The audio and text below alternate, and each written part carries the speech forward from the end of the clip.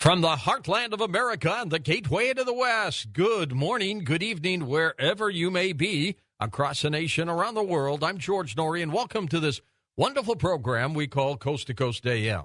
Next hour, Removing the Veil with Robert Boval as we go live to Europe and talk with him about Egypt and some other fascinating stories. A little bit later on, I'll tell you about my incredible journey to Toronto over the weekend. The trip back, though, unbelievable. 10 hours to get back to St. Louis. Here's what's happening. Please take a moment. One of the most tragic stories I have heard in a long, long time. 19 firefighters in Arizona fighting an incredible fire, trapped, and they were caught, and they have died. Arizona authorities struggling for answers after these 19 highly trained firefighters were trapped and killed by a wind-blown wildfire, a blaze the governor vowed to stop before it causes any more heartache. It is huge already, hundreds of homes. The fire started and sparked by lightning on Friday. It raged uncontrollably for the fourth day. By afternoon, it had destroyed more than 200 buildings in Yarnell, Arizona, a town of about 700 people northwest of Phoenix. It was described at least 13 square miles and 0% contained at the time, and these 400 firefighters were fighting it.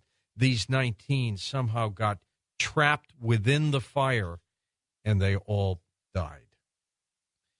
Russian President Vladimir Putin said that Russia would not hand over former U.S. spy agency contractor Edward Snowden over to the United States, but that if Snowden wants to stay in Russia, he must stop his work aimed at harming our American partners. That's what Putin says. Snowden is not a Russian agent, Putin said, repeating that the Russian intelligence services were not working with the fugitive American, who is believed to remain in the transit area at a Moscow airport 8 days after arriving from Hong Kong.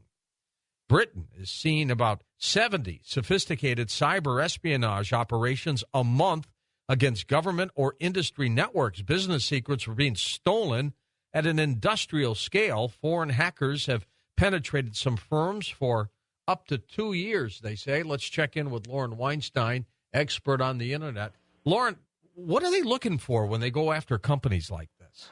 It's hard to say. I mean, part of the problem is that these kinds of reports of cyber attacks and infiltrations like this are always, almost always very, very vague.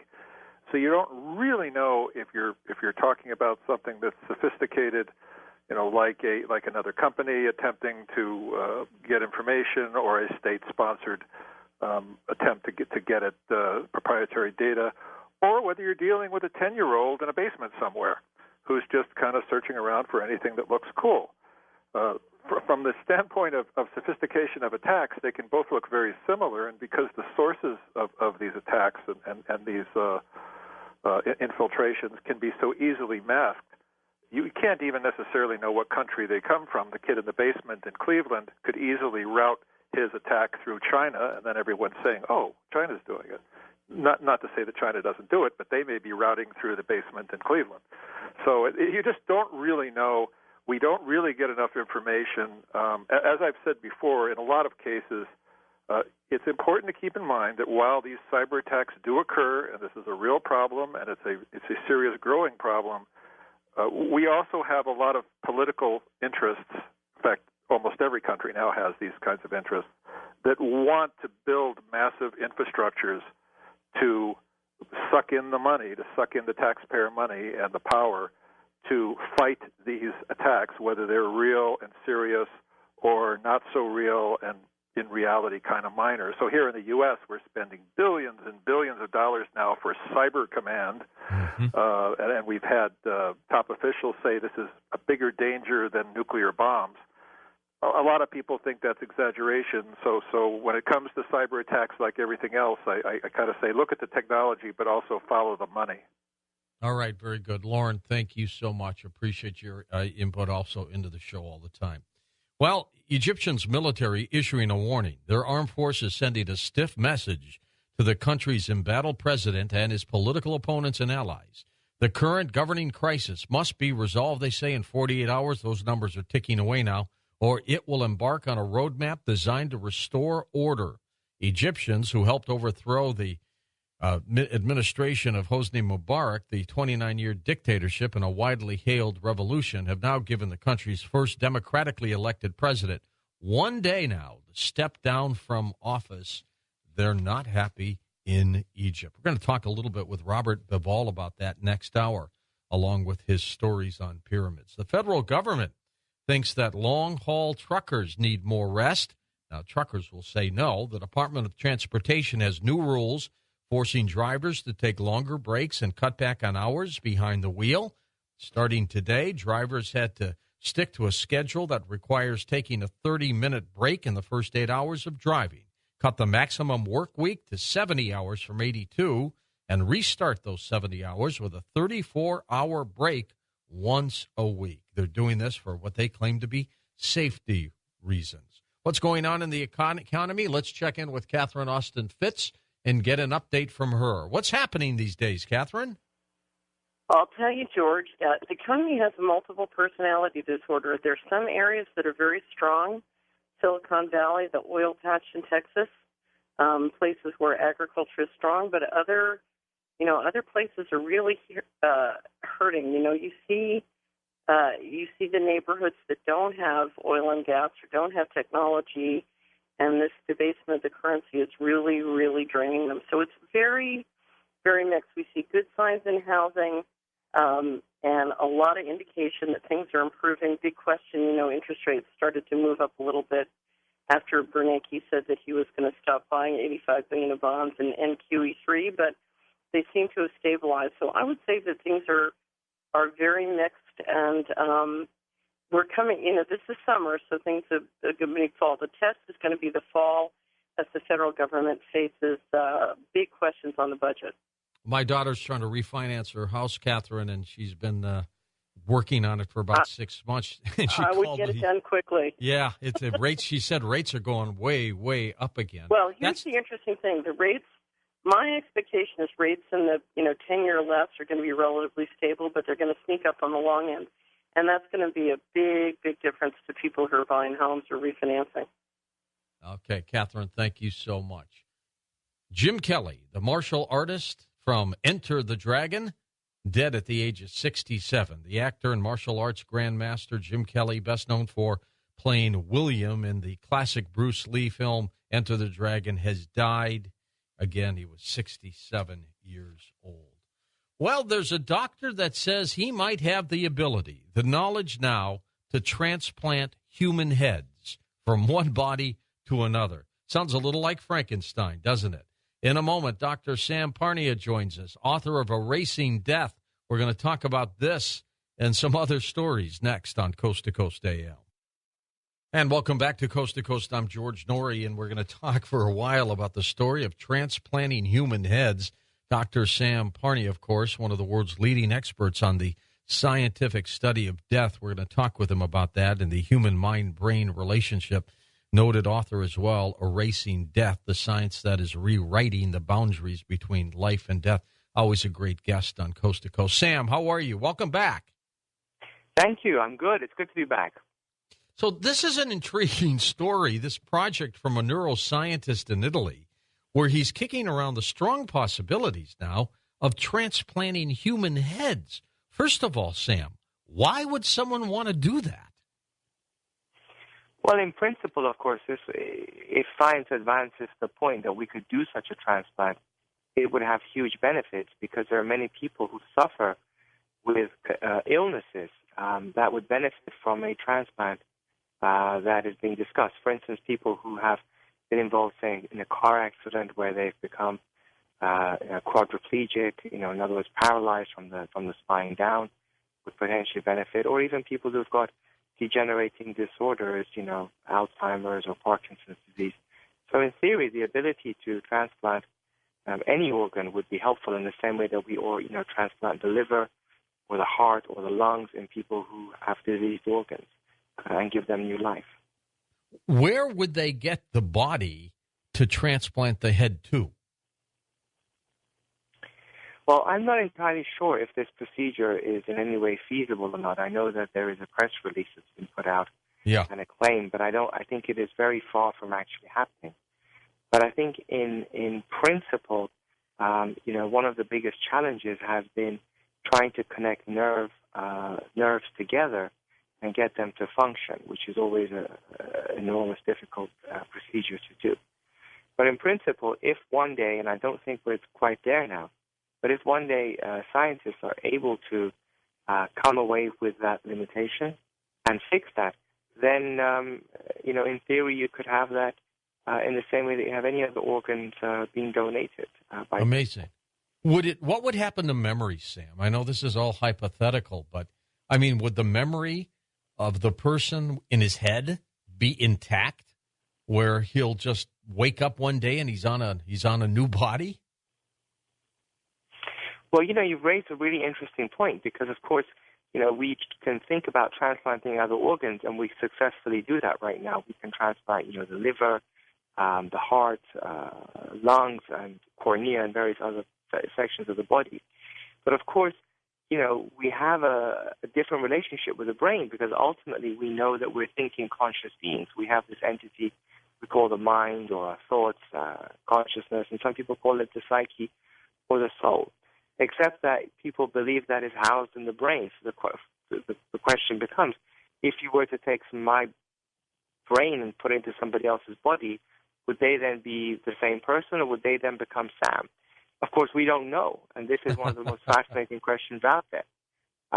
There are two broad opinions in the scientific literature about this, but it is one of the big ethical questions if science ever advances the point to really do that transplant. It's an amazing story. It really is. Hey, you are, of course, a critical care physician, and you have attended to a number of special cases. I wanted to get your reaction, Sam. I haven't had an opportunity to talk with you for a couple months, but I wanted to get your reaction to the sad story of the death of James Gandolfini, Tony Soprano, with his heart attack that he had in Europe.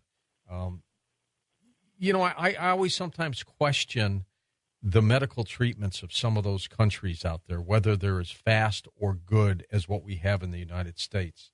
What do you think on that case? Well, you see, it's interesting you brought that up because the case that's being discussed in Italy in terms of this brain transplant, one of the things that they're thinking of, what they're proposing, is that they would have to stop the heart of the donor and the recipient. So in other words, put them into cardiac arrest, which is the same as clinical death. It's what happens when people die. And then to cool the person down, cool the brain down to about 55 to 59 degrees Fahrenheit. Because by cooling the brain down, you can prevent the cells from dying.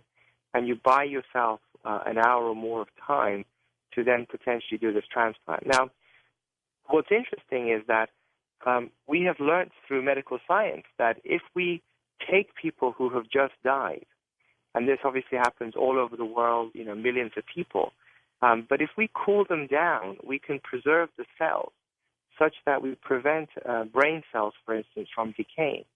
And then you can buy time for doctors to go back and fix the underlying problem that had caused the person to die and potentially treat it if it's treatable. So an example of that, of course, is a heart attack.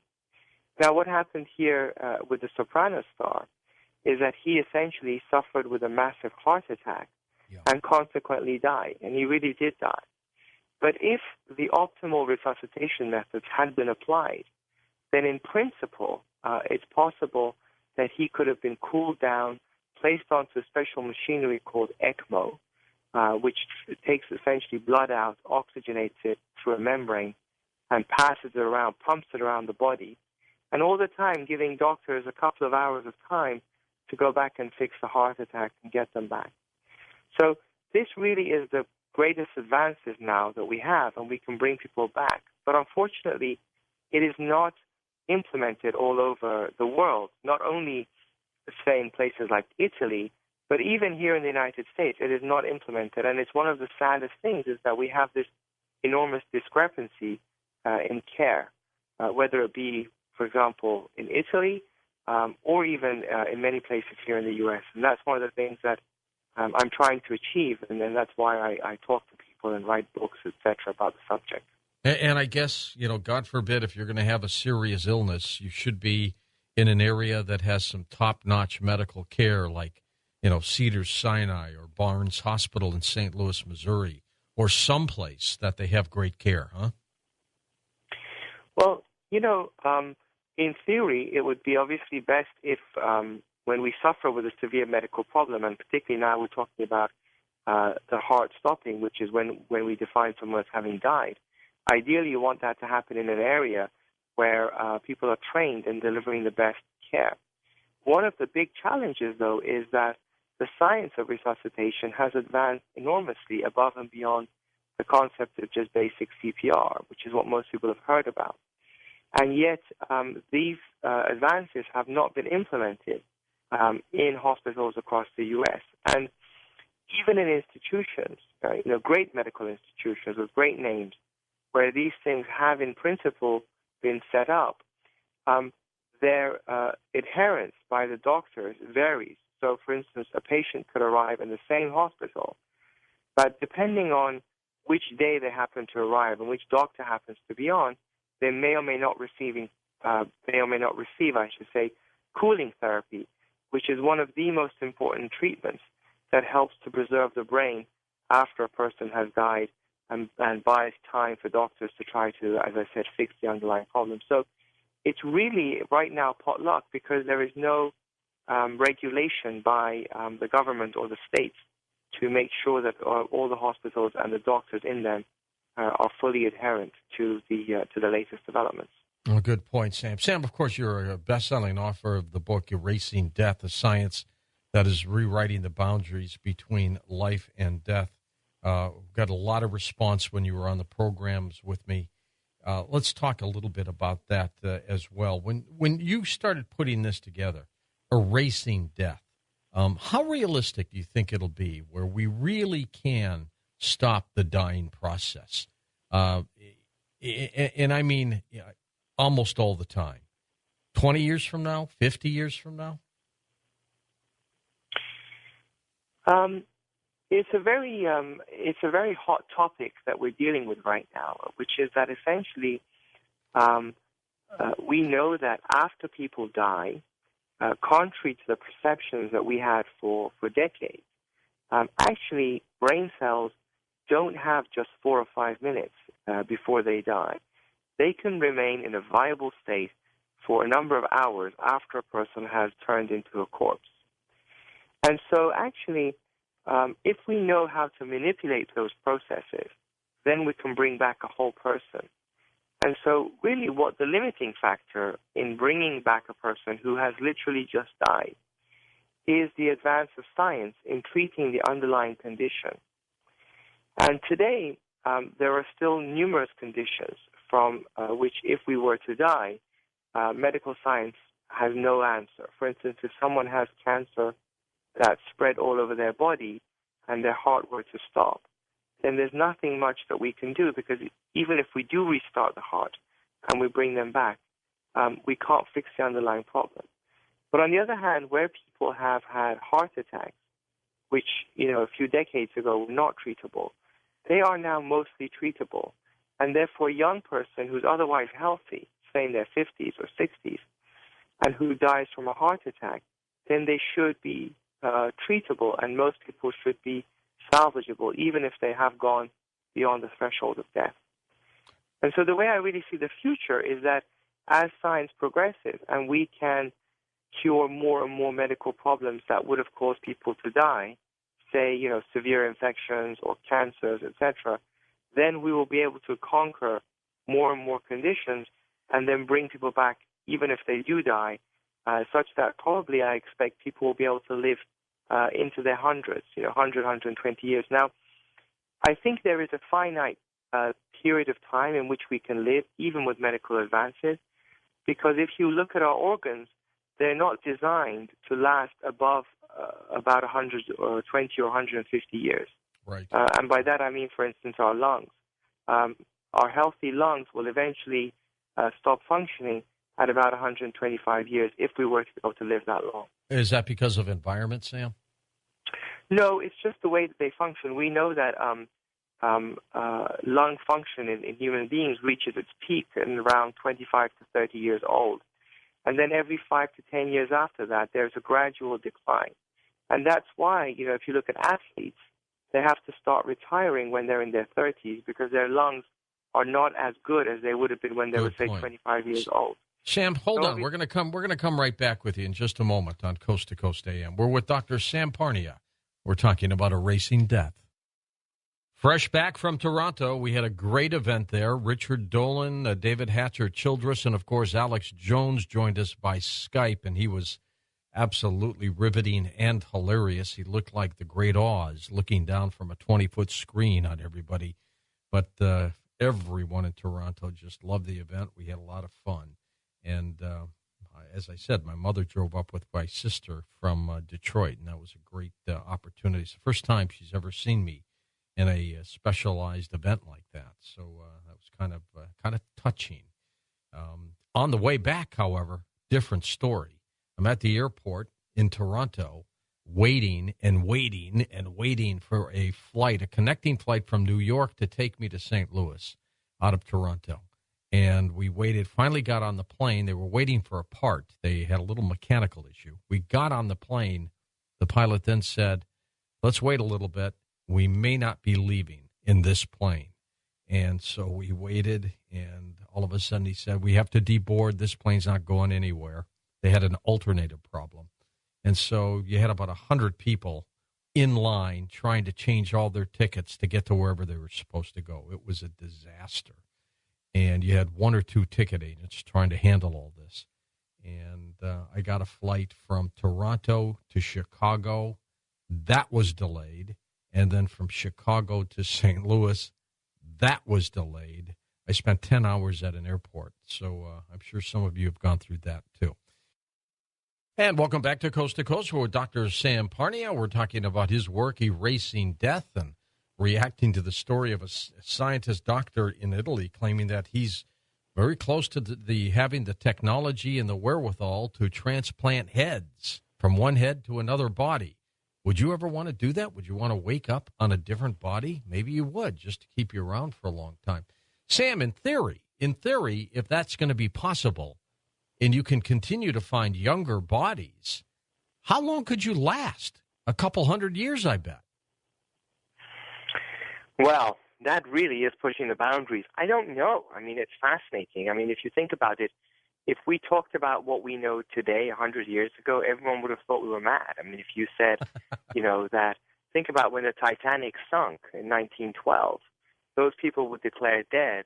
But actually, we know that if today's modern science was available, most of those people who had indeed died could have been brought back because they had been in icy cold water, and that would have preserved their brain. Now, to me, today, of course, what you just said seems impossible, that you're going to keep on changing and putting your brain into younger bodies. But who knows? Who really knows? I don't think I can even answer it. But to me, it sounds impossible today. What do you see when you were doing the work for erasing death as the single most advanced cutting-edge technology that's going to help prolong life at this point?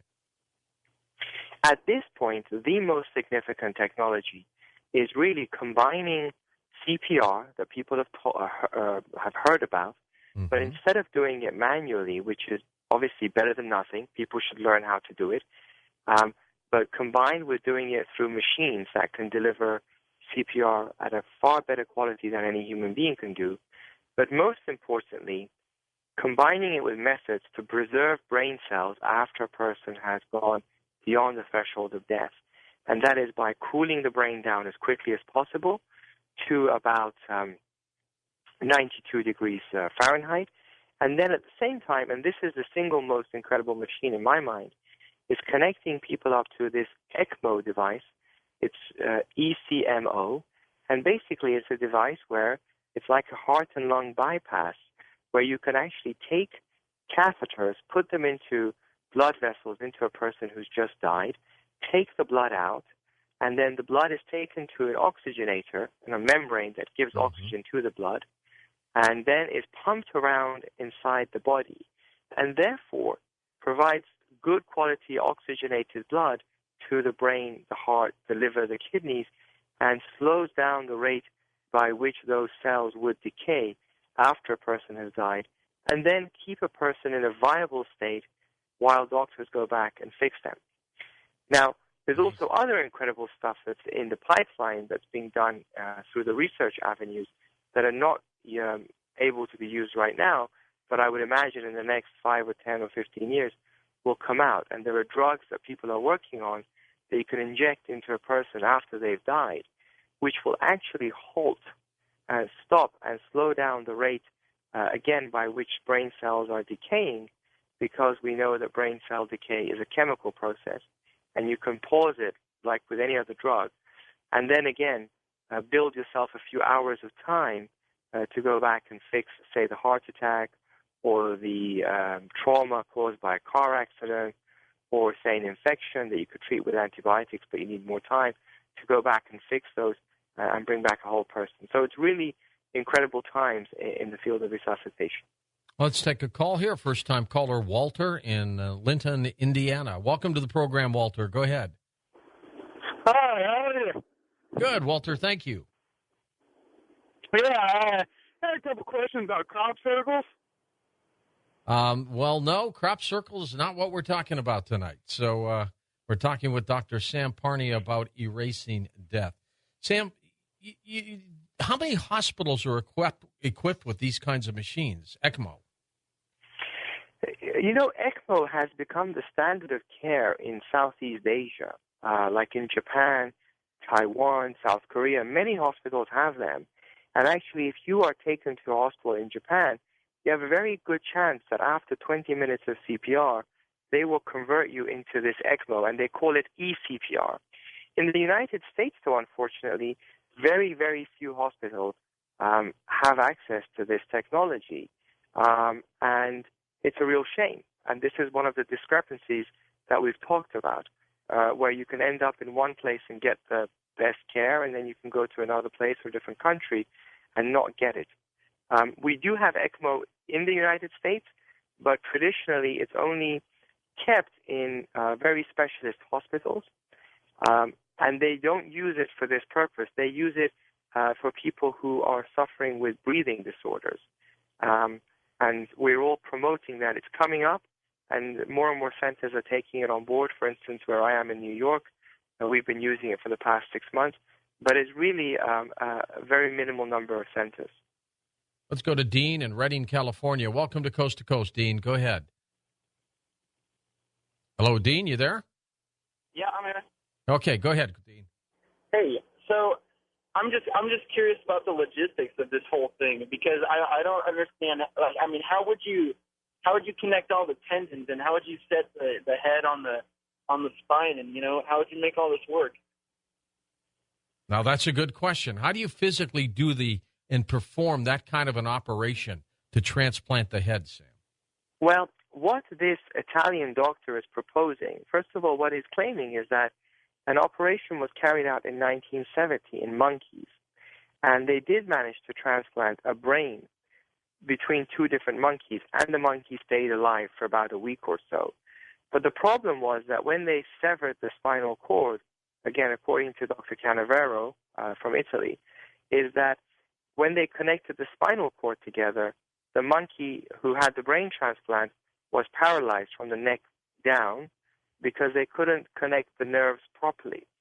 Now, what he's claiming to do is to actually have a technique where he can overcome that barrier by cooling the brain down to about 92, actually into the 50s, I should say 55 degrees Fahrenheit, so preserve the cells, and then have a special device that makes a very, very quick and thin incision, and then use some sort of paste, like a gel, that would stick the nerves together and prevent the spinal cord from being damaged. But again, as I was telling George, this is all very, very theoretical. No one's ever done this. There's no evidence that it can be done. It's a proposal. But in theory, if you could connect the nerves perfectly well together, then there's no reason why they shouldn't be able to function. And it doesn't affect the tendons. It's literally the spinal cord that's being connected together again. Back in 2010, apparently, they performed a head transplant from one monkey to another monkey's body, but they were not able to take care of the spinal cord, and the monkey apparently could not regain motor independence. But apparently it lived for a while, huh? Yes, well, that's the case. I mean, I think it was maybe the one that I'm aware of was in 1970, and the monkey was a rhesus monkey. Apparently lived for about 8 days. So, like I said, in principle, this should be something that science should overcome. It's simply about figuring out how to connect nerves together without allowing the nerves to become damaged. But, certainly it's something that I'm sure many scientists in the great labs are looking into. And I wouldn't be surprised if it can be done in the near future. Can you imagine the migraine headache you're going to get, Sam, when you wake up and your head's been transplanted to another body? Definitely. I'd be worried about that. I'm more worried about what happens to my personality. Will I still be Sam? Or if, let's say, they switched us, would you become Sam and I become George, and I can do the radio shows and you can do the resuscitation and vice versa? Well, and also, what about the soul? Assuming that one believes in the hereafter, and the soul, is the soul attached to the body or the brain? Where is it? Yeah. Well, a lot of people, when you look at it, and you look at it from a scientific perspective, a lot of people associate science with belief that what we call the human soul, in other words, that thing that makes us into who we are, which is really what the soul is nothing more than brain processes. But actually, when you look at the field of resuscitation science, where we've been able to take people beyond the threshold of death and then bring them back safely, we know that the brain shuts down after a person has died within literally about 5 to 10 seconds. There is no brain activity because we can't get enough blood into the brain, even with CPR and various other resuscitation techniques. Yet, paradoxically, we have a significant number of people who report lucid conscious awareness and the continuation of consciousness even beyond the threshold of death. At least we can tell for the first couple of hours, which is as far as we've been able to go. And this certainly suggests that at least it's possible that human consciousness may be able to continue when the brain is not functioning. And it also raises questions about whether consciousness is a product of the brain, as many scientists have put forward, or could it be that consciousness could be a separate scientific entity, what we call the soul, the psyche, that can continue even when the brain has shut down or is undergoing its own process of death as a separate entity in its own right. And that's really where the science is today. And, when you look at it, you have really important scientists who support both views, Nobel Prize winners, some who say that we think it's produced from the brain, and then others such as Professor Sir John Eccles, who's a Nobel Prize winner, who believes that actually consciousness, the psyche, the soul, is separate from the brain, and when you die, it continues. And really, that's the sort of work that we're doing and we're trying to find out. Do you think the process of putting a head on a body truly will prolong life and that it's important, or is this some kind of abomination and we should just not even go that way? No, I think that it is if it can be done safely, I think it is a very important discovery for humankind because, if you think about it, one of the things that we all dread is developing a neurological disorder, a brain disorder. When we get old, we're concerned with getting, say, Alzheimer's or Parkinson's disease if it's very bad. Obviously, mild forms are not so bad, but like we've seen with Muhammad Ali Clay. So if you take someone like that and you can actually transplant part of a new brain, so you take the part of the brain that's been damaged, or people who get massive strokes who become completely disabled as a consequence of that, and you can take a whole section of someone's brain and put it into the person who's had the stroke and give them full function back, of course, that would be an enormous discovery. So I think it is important, and I do hope that eventually scientists do discover a way to connect either a part of the brain or a whole brain to another person and give them the function of the brain, which is really, in essence, a very super complicated and sophisticated computer that helps us manage all our bodily processes. Let's go to the Ozarks in Missouri. Judy's turn. Hi, Judy. Go ahead. Hi.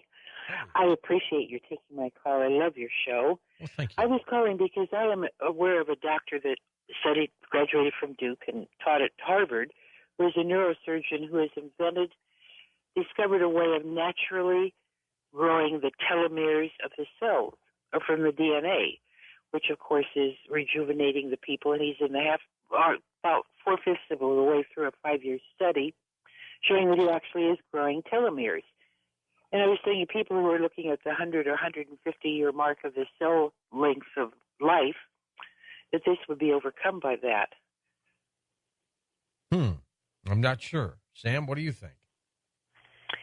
Well, I didn't fully understand the question. I couldn't understand. Well, it was a comment saying that he's growing human telomeres in the bodies of people who are participating in his study. And they're rejuvenating and getting, physiologically, their bodies are getting younger because the end of the telomeres aren't splitting and breaking like they were. They're actually growing. Well, you raised a very important point. There are a whole group of scientists right now who are, luckily, I would say for us, working on ways in keeping our cells young. And I believe that this is an ever-growing field. And it is to do with figuring out how the DNA and the cells inside themselves, the organs inside the cells, cause the cells to eventually decay and prevent that process from occurring. And that's really, I think, what you're describing. So there is definitely progress in that field. And I wouldn't be surprised if in the near future we do find ways to keep cells young and therefore have people who, say, would have been 80 years old and would have aged like an 80-year-old today, but have and maintain a body of, say, a 50-year-old through these processes.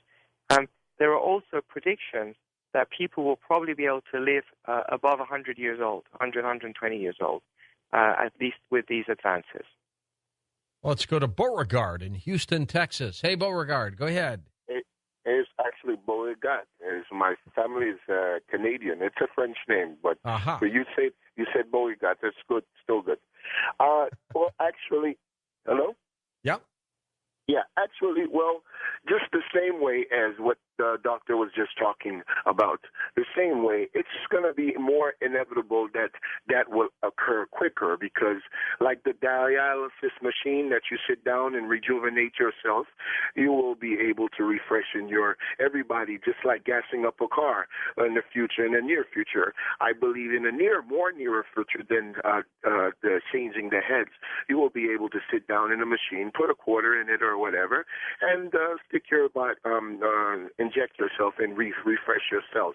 But what I was saying is, I think is this, the doctor that talked on the Nova channel, he mentioned that it would be something in the near future that cells would be able to have little microchips, micro machine that would be able to go in your body and rejuvenate whatever disease you have, will be able to go in your veins and in your cells and repair your cells.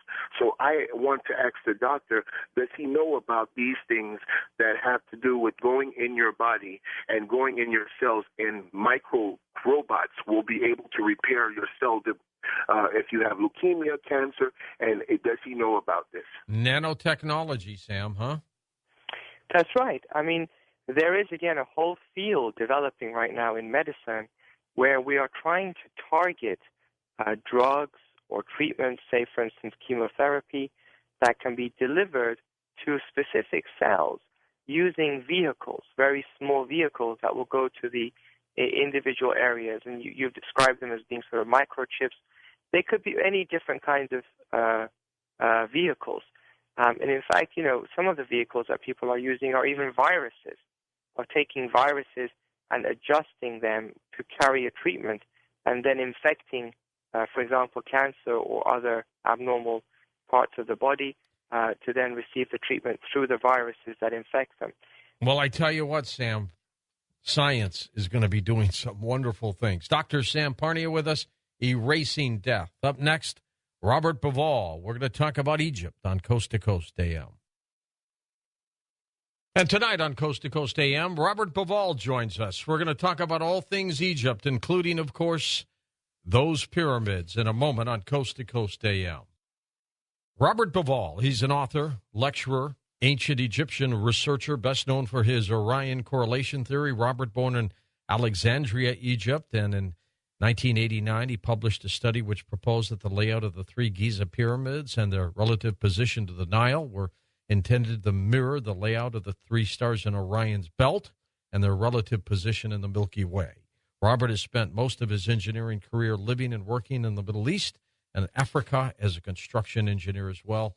He is a noted author, The Orion Mystery, The Egyptian Code, Black Genesis, Giza Gate, and Removing the Veil. And here he is on Coast to Coast, back again, Robert Bauval. Robert, how are you? Good morning, George.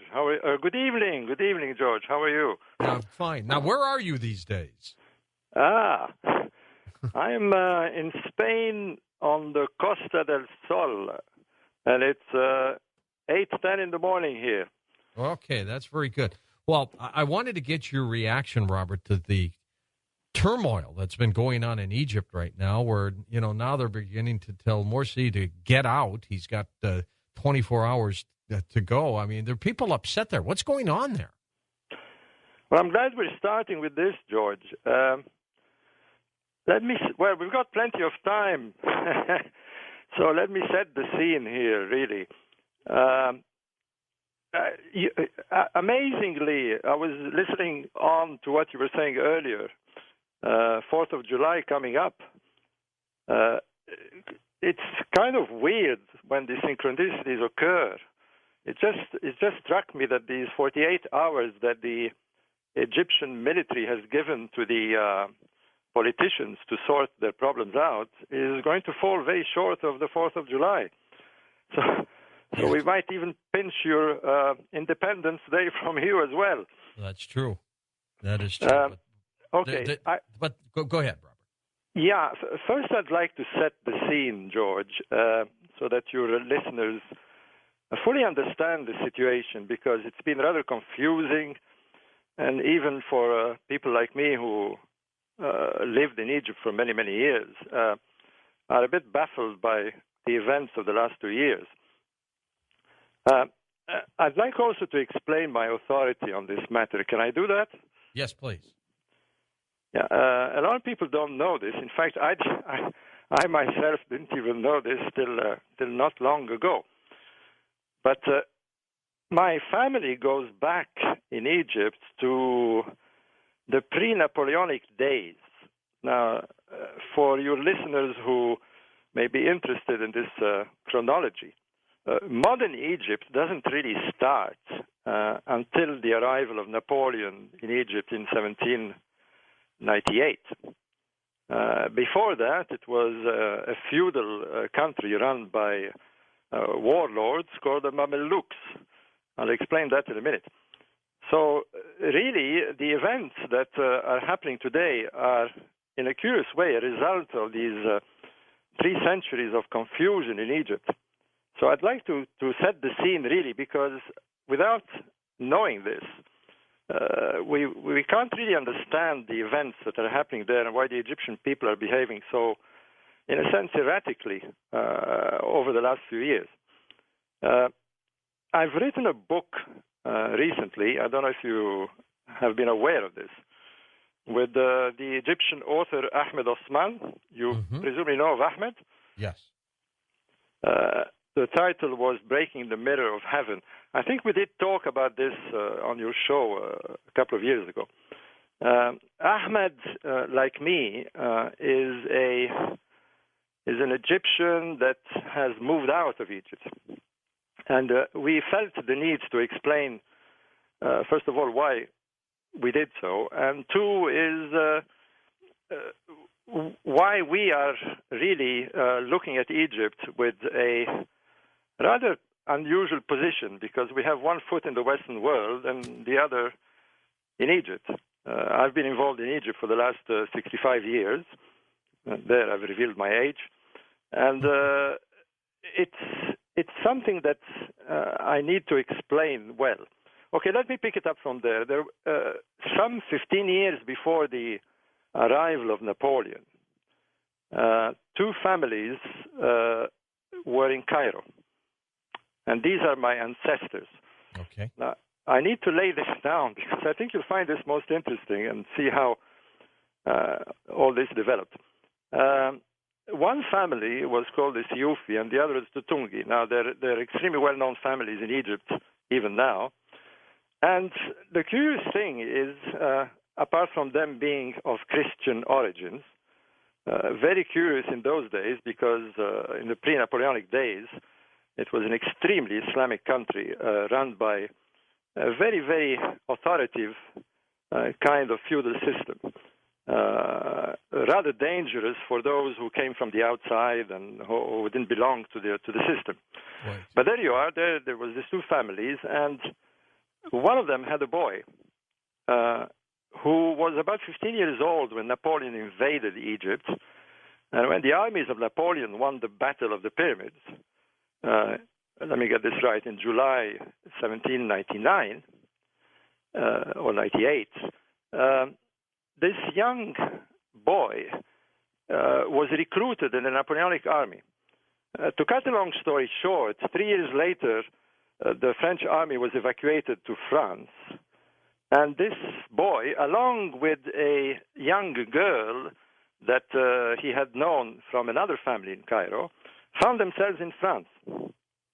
And these are my great-great-grandparents. They started the Baval family, huh? Well, yes, they did. And the strange thing is that this young couple got married in France. They started a dynasty in France, which is still there. But one of their children returned to Egypt. And he is the originator of the Boval family, which ended up with me being born in Alexandria in 1948. So I'm very keen to reveal this because many people in Egypt, particularly our ex-minister of Antiquities, our famous Dr. Hawass. Where is he now? Well, we'll talk about him in a moment. Yeah, we'll talk about him. There's a lot of funny things happening. But have often accused me of speaking without authority. But my position in Egypt is very rooted in the distant past, as you can see. And I myself grew up in Egypt till I was the age of 20, as you know. So having said this, my period in Egypt was from 1948 to 1967, which really was the beginning of Republic Egypt. Prior to this, it was a monarchy. I was born a few years before the ousting of the last king of Egypt, King Farouk. King Farouk, and then Nasser took over, right? Yes. So we had the 1952 revolution. I was 6 years old. Although I remember, strangely enough, I remember the events. And, of course, what followed was the taking of this very ancient land that had been ruled by feudal lords, even during the monarchy, that had been also under many occupations, the last one being the British occupation, and now falling into the hands of a military coup, as you rightly pointed out, led by Gamal Abdel Nasser. I think your parents would remember this, George, wouldn't they? Yes, they sure would. Yes, and my late father used to talk to me. Robert, my dad died about 1.5 years ago, but he used to tell me he used to tell me all about the history of Egypt. Yes, it was a strange moment for everybody in Egypt because suddenly there, literally overnight, the coup was rather swift. I'm saying this because we're on the verge of what is possibly another coup in the next 48 hours. You're right. You're right. Well, I'll get to that in a minute because it's strange how history repeats itself. But what happened really, and this is very important to understand, is suddenly a very ancient feudal system where I would say about 90% of Egypt population was on the poverty line, was being ruled by some 2,000 or 3,000, we used to call them pashas, feudal lords, that literally owned Egypt. Big swathes of agricultural land were owned by these people. The whole commerce was run by these feudal lords. And really, that was the situation hardly 60 years ago. What happened was also a complete collapse of the infrastructure of Egypt, because these young officers, as they call themselves, or the free officers, were literally very young. I mean, Gamal Abdel Nasser was in his early 30s. His 6 or 7 companion at arms who became senior ministers were very young. One of them was Anwar Sadat, who got assassinated many years later, and who was also a very young boy in those days, but you've heard the name quite a lot, was Hosni Mubarak, the last president of Egypt. That's right. And they set up what was supposed to be a republic, but in reality it was officers and generals in civilian clothes.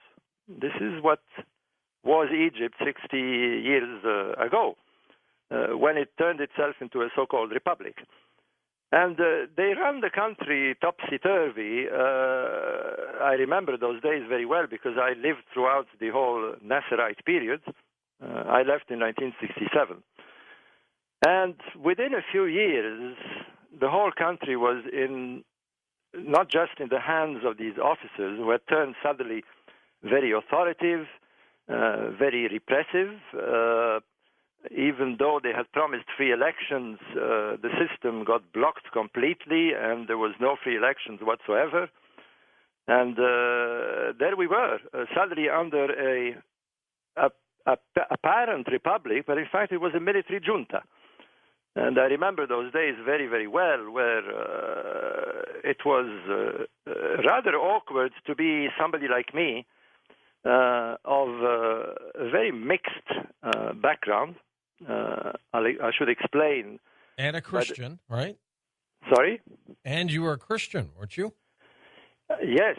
I come from a Catholic background.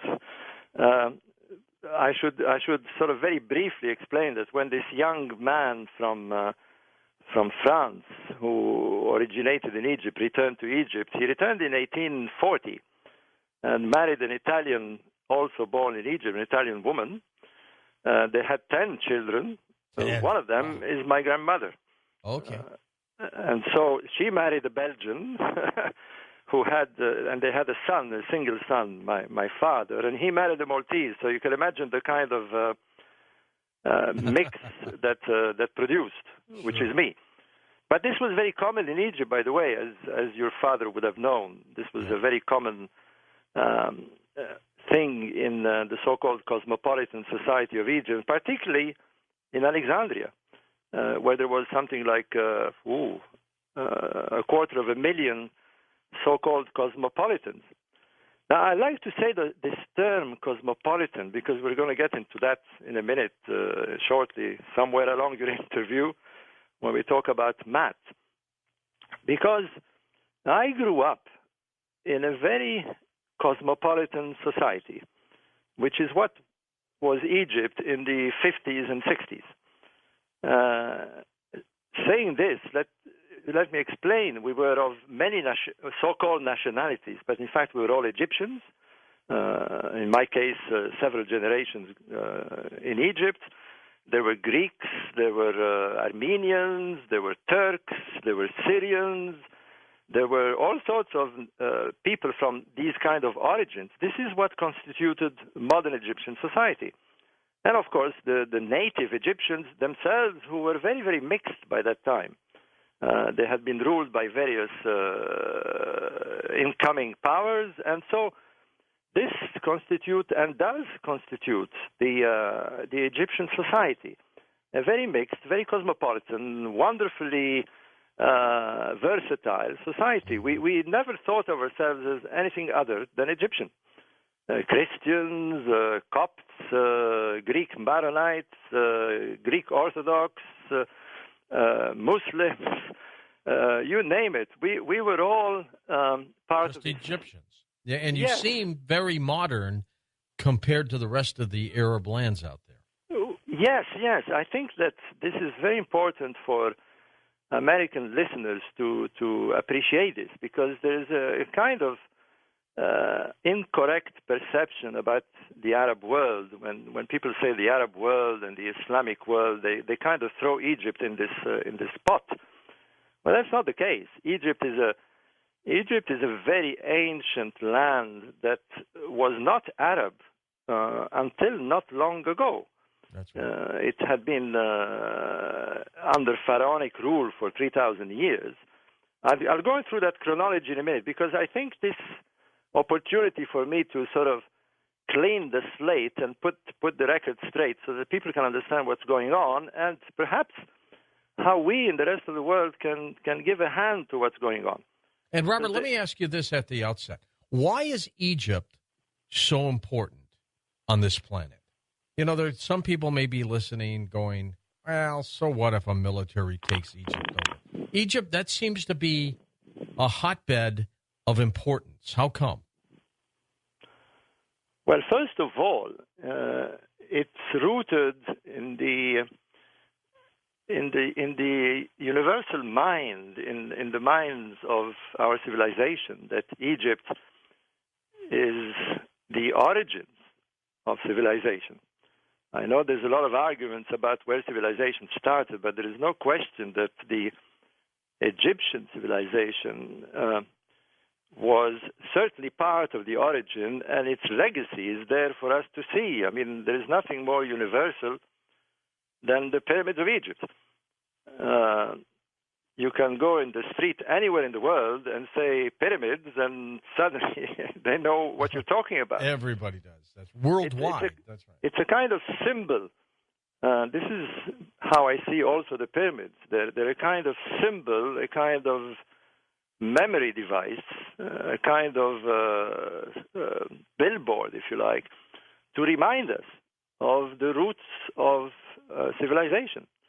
This is why a lot of people are attracted to Egypt. I mean, speaking of Americans, I mean, I conduct tours in Egypt, right, George, and I'd like to speak of that at the end of our interview. But I take people to Egypt twice, sometimes 3 times a year, and most of them are from the United States.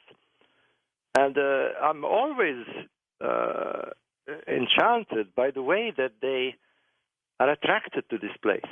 It's like a magnet. It's like they want to know, like everybody wants to know, where all this started. Where is the beginning of this adventure that we call civilization?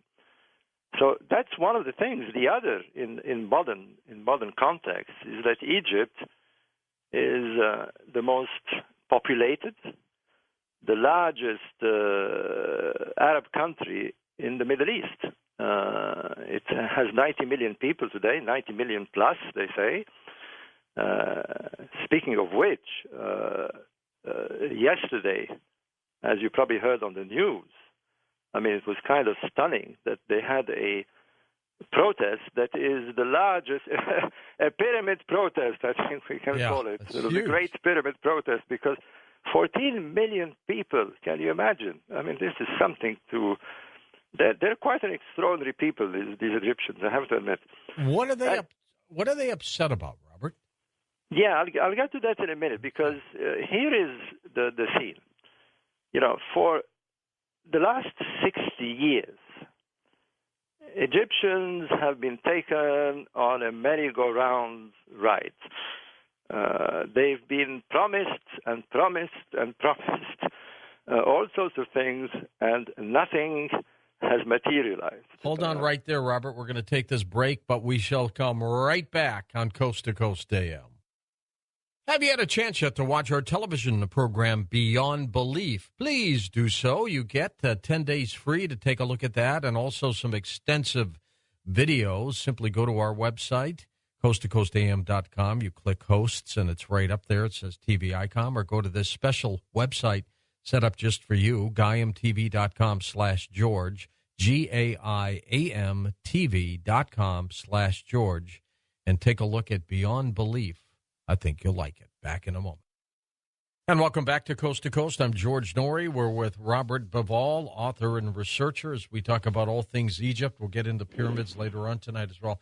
So, Robert, back to setting the stage for this this tension that's in Egypt, and it's going to get worse over the next day or two, I predict. And I think you have that feeling too, don't you? Absolutely. Let me pick up from where we left off, because I think there's something that ought to be said now. What you're seeing in Tahrir Square and in various parts of Egypt and all this commotion and riots and violence is not typical of Egyptians. And I really like to make this point, because anybody who's been to Egypt, and many of my friends who I hope are listening and who have been on my tours will know that the Egyptians are extremely gentle people. I'm not saying this because I was born there, but they're rather unusual people. They're extremely gentle. They're extremely kind. They're extremely hospitable. It always puzzles visitors, the degree of hospitality. In fact, it gets so much that they kind of get overwhelmed by it. That's so true. They want you to stay in their house. They want you to eat. And absolutely. I mean, I often do a little demonstration on my tours when I say things like that, and they say, well, really? And I say, okay, well, pick. So we're driving along the Nile, and we pass villages, and I say to my guests, pick any place. Just tell the bus to stop. And so we pick a place, and I step out of the bus, and I go inside the nearest house. The door is usually open, and they're astounded that I can just walk into somebody's house, and I'm greeted, and I'm offered tea and coffee, and everybody's happy. And this is Egyptians. And therefore, one must understand this, that because of this very docile, because of this very accommodating, gentle nature, these people have been abused. And their government has abused this quality that they have for 60 years. You know, they've taken them for a ride. I mean, I remember when Gamal Abdel Nasser got into power in 1954. You know, at first they were elated. You know, here was this new man taking hold of Egypt, got rid of the feudal system, and he promised them all sorts of things and better social conditions, better infrastructures, better freedom, and they were elated. They were elated. I remember there was festivities going on for weeks, for months. But gradually the whole thing pewtered away, and all they heard was fancy speeches, promises after promises. And I remember towards the end of the era of Gamal Abdel Nasser, reaching the middle 60s, they didn't even bother to listen to his speeches anymore. It was on a daily basis. You know, they got so frustrated and bored with this kind of promises, and nothing happened. So you've got to visualize these people. But they were tolerant. They just accepted, because they had been under feudal systems before, as I explained, accepting all this. They were a very accepting people. This is what the Egyptians are. And it is very wrong and very unfair of their government to abuse of this. And you know, when you abuse of somebody who's that accepting, sooner or later he will snap. And the worst abuse I remember was in the '67 war. You'll have to stop me, by the way, George, as you know, because I can go on for. No. I'm pacing you without you interrupting me. Yeah. Anyway, in '67, as many will remember, there was the famous Six-Day War with Israel, and the facts were that the Egyptians and the Egyptian army was totally unprepared for this war. It was a disaster to send an army that was badly trained, badly equipped, without any motivation, because many of the Egyptian soldiers had no idea why they were fighting this war, and they were sent to the slaughter by their own leaders. And it was a massacre. I mean, I remember I was still in Egypt in those days, and these poor soldiers were running back from the desert after receiving one big beating from the Israeli army and running back in the desert, many of them dying of thirst and streaking into Cairo. And what did they hear from their leader, Gamal Abdel Nasser, was that they had won the war. I mean, he actually went on the radio saying victory, and the people in Cairo sort of went on a big celebrations, and then the huge humiliation. They could not believe that the lies could be said to that degree.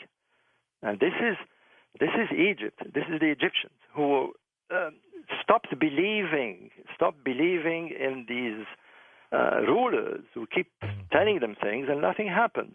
Worse, to tell them that they actually won a war when they actually lost the war. So there you are. This is how Egypt had been conditioned. And then comes Anwar Sadat, then comes Mubarak, and the same old thing. And finally, we have the revolution 2 years ago in January 2011, where they have had enough. And you have said this earlier in one of your announcements. Enough is enough. And there's actually a party in Egypt called Enough. You know, you must understand these people, that they've been stretched to the limit. And the limit in Egypt is very, very low. I mean, I don't know if you've been there recently, but there are people eating from garbage bins. There are 500,000 kids sleeping in the street. You know, it's really, really the limit. And they've had enough. And that is the 2011 revolution, where the thing that they wanted most, I don't know if you remember, when the revolution took place in Tahrir Square 2 years ago, is many were shouting dignity. They wanted to be seen as people. You know, they were being repressed, they were being bullied, they were being arrested, some of them arrested overnight for menial offenses against the government, and they had had enough. And one has to understand them in this way.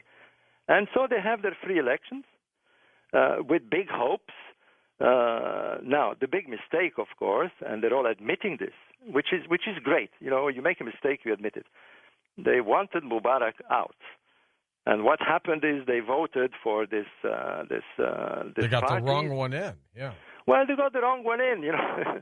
you got George Bush in as well, you know, it happens. Huh. I think, you know, one has to see it in the context of all this background history. You know, they wanted Mubarak out. They wanted this junta out. They had had enough.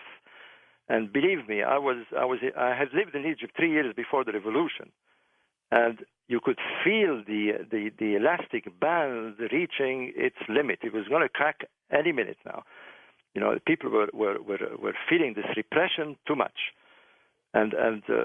So they would have taken just about anybody, Robert, after Mubarak. Well, that's right? the thing, and it's happened, unfortunately, because, you know, I'm among many other things, I'm an historian. I've written many books about various histories in the world. One of them being the Master Game, which we talked once on your show. You know, the French Revolution, the Russian Revolution, the Iranian Revolution. I was in Iran during the Iranian Revolution as well, so I know a lot about these revolutions. And the unfortunate thing that happens very often is that those who make the revolution and who have the right demands, unfortunately, get taken over by those who wait sneakily in the background, who are a bit more organized, as was the case with the Muslim Brotherhood in Egypt. And once the poor students who went themselves and gave their lives, 800 people died in Tahrir Square 2 years ago, you know, with these cries for freedom and cries for liberty and cries for dignity and social justice and so forth. And they have the first presidential elections. And what happens is that they forgot that elections mean one man, one vote. And those who made the revolutions, the intellectuals, the middle class, the students in particular, were in fact a minority, even though they represented the voice, but they were a minority in terms of voting. And who took the opportunity were the Muslim Brotherhood, who went around and started their big campaign. They've been ready for 20 years, these people, with pamphlets, and this is what happened. It was a close call as well. It was they won by, if I remember well, 51%. So, but what's going on today that has them so upset? Well, what's going on today is that with this huge level of hope, these people finally said, we went in the street, we did this massive revolution, people got killed, we finally ousted this 60-year-old junta, and there was this elation that at last we're going to have an honest president who is going to run the country honestly and he's going to take care of us and so forth. And here they have the same old thing. Promises and promises and promises. Well, they should look at our form of government. They'd see the same thing. Well, but this is why one has to really admire these people, is that they're not going to take it. They're not going to take it. And they're not waiting for more new elections, are they? Well, they're concerned, and rightly so, and I have to admit that I agree with the opposition, is that what's been happening over the last 2 years, and particularly since the presidential election, is the Muslim Brotherhood, on the one hand, saying one thing and making promises, and we're all equal, and social justice, and so forth, but in reality have been taking more and more power. They forced a constitution that is not acceptable by the majority, with a very distasteful segregation of they polarize the country by inserting certain clauses in the constitution that this is why we have the problem now. And they've taken over the judicial system. They've overpowered the parliament. So on the one hand, so it's the same old thing. They're hearing. So I see a coup coming then, like you do. I see a coup coming. Well, coup is a big word, but I see that the army is going to have to step in, because what this Muslim Brotherhood who's the army though, Robert? Is there one general out there? Who's the army? I mean, is it like is there another Sadat out there? Well, the army is really the power of Egypt. And let's face it, George, the army is the power everywhere.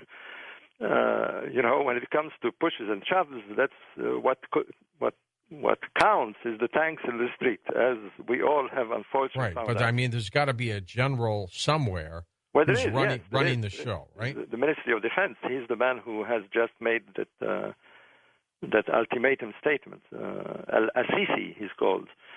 Abdel Fattah al-Assisi. Now, does he want power?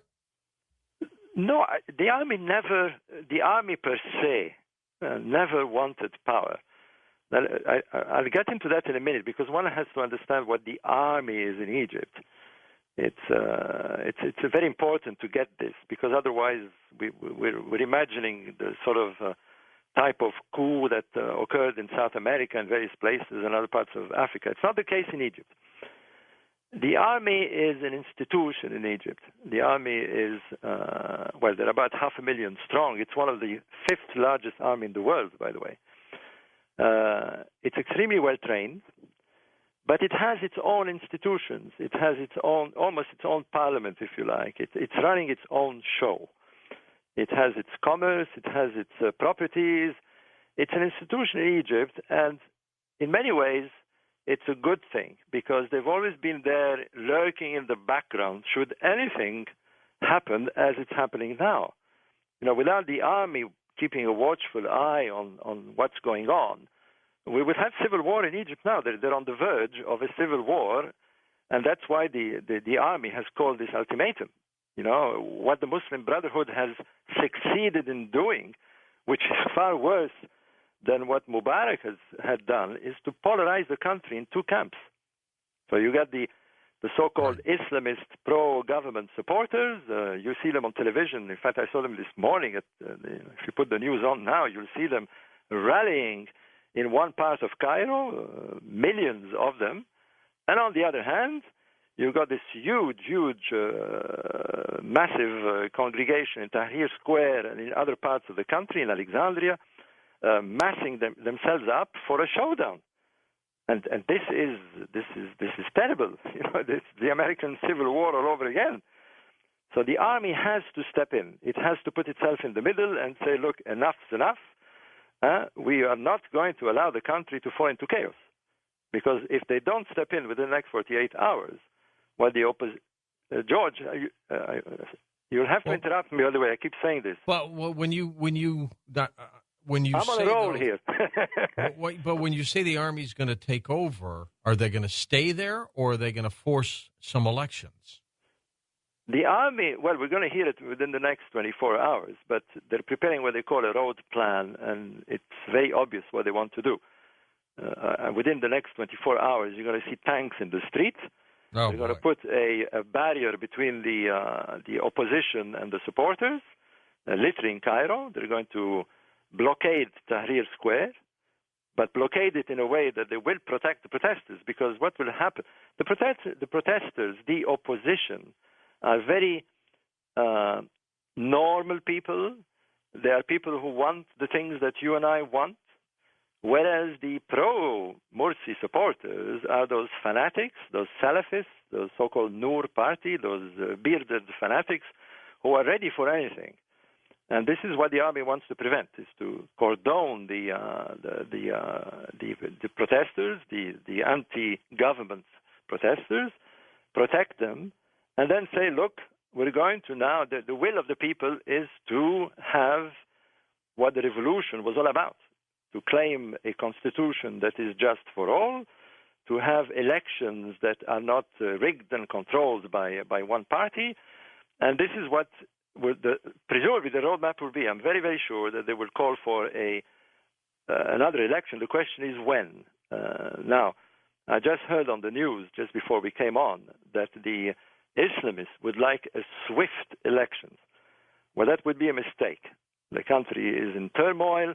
People are in no mood to vote for elections. And besides, there is no properly organized electoral system at the moment. So we need to have time. And this is, in fact, by the way, what many of the people who understood the matter in 2 years ago, who wanted elections not to happen so swiftly, because this is what the Muslim Brotherhood did and wanted to do. They wanted to have elections very quickly because the people were confused and all they wanted was Mubarak out. Well, they don't want this again. They wanted to present electoral matters carefully. You need proper campaigns. You need people to organize themselves. And I'm sure this time that the Egyptian people now, finally, having woken up, because this is what you're seeing in Egypt, is a whole nation waking up. They really have their eyes fully open. They've realized the mistakes they've done. They realize the kind of people that they don't want to vote in. Now, what they need to know is who they must have. And very clearly, in my view, the army will set elections probably in 6 or 7 months' time. Let's hope they give enough time for the parties to organize themselves. Well, let's watch this unfold, Robert. When we come back now that you've set the stage and just what's happening over there, let's get into the pyramids and what's going on, and are they in jeopardy? And we'll talk more about all of that on Coast to Coast AM. And, of course, Robert Bauval with us. Now, this uprising in Egypt, this chaos, how will that affect the pyramids? We'll check in with Robert when we come right back on Coast to Coast AM. Coast to Coast, I'm George Norrie with our special guest, Robert Bauval. You know, we're going to be talking about the pyramids now with Robert and this Egyptian uprising, which is out there as well. Let me tell you something. This uprising is just out of control. And, Robert, let's get into the pyramids now. Do you think the pyramids at all are threatened by what's going on in Egypt right now? I think they were threatened by the radical Islamists just before this event. So I think that this is good news for the pyramids. There is something that radical Islamists, as you've seen elsewhere in the world, have in their mind, is that these monuments, any ancient monument, is a kind of regarded as a kind of pagan symbol, and the pyramids are there looming all the time in front of their eyes, and they just can't stand it. So thank goodness, hopefully we'll get rid of these radicals. Now, what about so Zahi I won't worry Hawass? too much about the pyramids. Is Hawass trying to get back into power? Hawass has been trying to get back into power for the last 2 years, yes. Frankly, I doubt very much, but there's a very strange thing going on. And this is why I've, like many in Egypt, have lost my respect completely for the present government, is that my feeling is that they've made a deal with the old regime. And many of the people who should have been convicted, Mubarak himself, as you know, hasn't been yet convicted, and there's all this confusion about all the old regime people, and Hawass is one of them. Hawass has been accused of many rather serious crimes, from corruption to mishandling artifacts to weary and dealing with the presidential family, particularly Madame Mubarak. And suddenly, these accusations were lifted a few weeks ago, and suddenly the travel ban was lifted, and suddenly there he is lecturing, I think he was in Canada recently. So that's rather bizarre, to say the least. But my view is that this man has shot himself in the foot, really. I mean, I think everybody has seen through him now, and nobody wants that character who is, to say the least, very distasteful to return back. I mean, as you know, I'm his number one nemesis, so yeah, I'm a bit biased, but I think many people see him for what he is. I'm still convinced, Robert, that the Hall of Records is at the base of the Sphinx, and that Zahi went and dug it up and took it out already. I don't know why I think that, but I do. Well, you know, the funny thing about what he's been saying lately, there was a few articles put on the internet from Canada, is that I don't know if you remember, George, when in 1993 the German robotic engineer Rudolf Gantenbrink found that famous little door at the end of of one of the shafts in the Great Pyramid. And, well, you know the whole story behind this. But Zahi, at the time, was the very first who said there is nothing there, it's nothing, it's just a blockage, and he wouldn't have anything to do with it. And as a matter of fact, the whole expedition was blocked and for many years. But now, amazingly, he is actually claiming that it's the most important discovery ever, and that he is extremely hopeful that they will find something very important. And he's talking about the tomb of Khufu and the secrets of the pyramid and so forth. So weren't they going to drill a hole? I mean, he was in charge for a long time, and what he knows perhaps is something that has been kept from us. They were going to drill a little hole in that little door, weren't they? And kind of peek into it with a camera? Yeah, just to recap, the door was discovered in 93, and then things went bananas with the politics.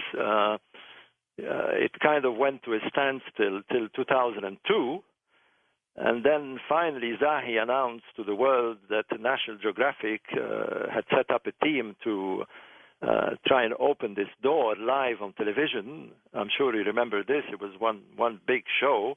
Yes, it was.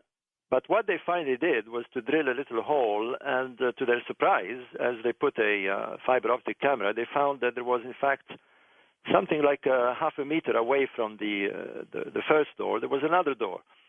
So that's where it stopped suddenly. And then you had the revolution.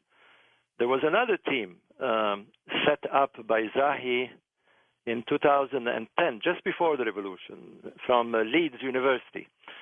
And the last thing that has come out of this, which is very mysterious, by the way, is that the Leeds University built another machine, another robot, and they put a fiber optic camera this time that could move around. The fiber optic that National Geographic had was just a fixed one, so they could only look straight ahead. This time they moved the camera around, and to their surprise, on the floor of that space between the two doors, they found inscriptions. It turns out that these inscriptions are numbers.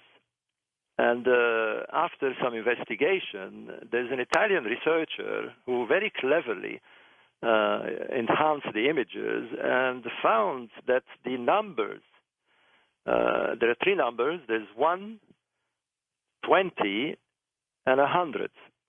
And that's how the Egyptians would have written the number 121. Now, let me tell you, this is very, very, very intriguing. Can I go on this? Yeah, what does that signify? Well, first of all, 121 is 11 times 11, or 11 square. That is in itself intriguing enough, because you have a prime number here that is highlighted. But we know, and we've known this for many, many years, that the mathematical codes of the design of the Great Pyramid is the main factor of that code is the number 11. So what you find in the design of the pyramid is ratios, giving slopes, giving areas, giving dimensions that are multiples of 11. For example, the angle of the pyramid is 11 to 14, and various other numbers that appear throughout the design of the pyramid. So it looks like this number, which is concealed between two little doors within the bowels of the pyramid, is giving, somebody wrote it there, to give the code of the pyramid, literally the design code. Now, since then, because I've been on this research for the last 30 years, funny enough, Zahi keeps talking about the Westcar papyrus. It was raised in debate when this door was opened. Let me explain what this Westcar papyrus is. It's literally a papyrus that was found sometime in the 19th century by somebody called Westcar, a German, and was taken to Germany. It's now in the Berlin Museum. I remember in 1995, if I'm not mistaken, Graham Hancock and I took a trip there with special permission to see it, so we were privileged to see this document. It is a document written sometime in the New Kingdom, but it is a copy. It is a copy of a document that was written at the time when the Great Pyramid was built. And it narrates something rather unusual. It narrates how the king Khufu, King Cheops, who built the Great Pyramid, before he built the pyramid, asked his son to bring to him at court a magician called Jeddi. And this magician supposedly knew the secret codes and the number of the secret chambers that needed to be put in this pyramid. And so the story goes that King Khufu asked the magician, tell me the number of the secret chambers so I can do the same in my pyramid. Now, the big question, this statement was analyzed very often by philologists, and what puzzled them, and now it seems it may have a link to the discovery of these strange inscriptions, is that it seems that what Khufu wanted to know was two things. He wanted to know how to put secret chambers in his pyramid, but he wanted to know the number. Not the number of the chambers, but a number. And this number may well be the number 121. Now, having said this, because I'm very involved with the recent research that's been going on,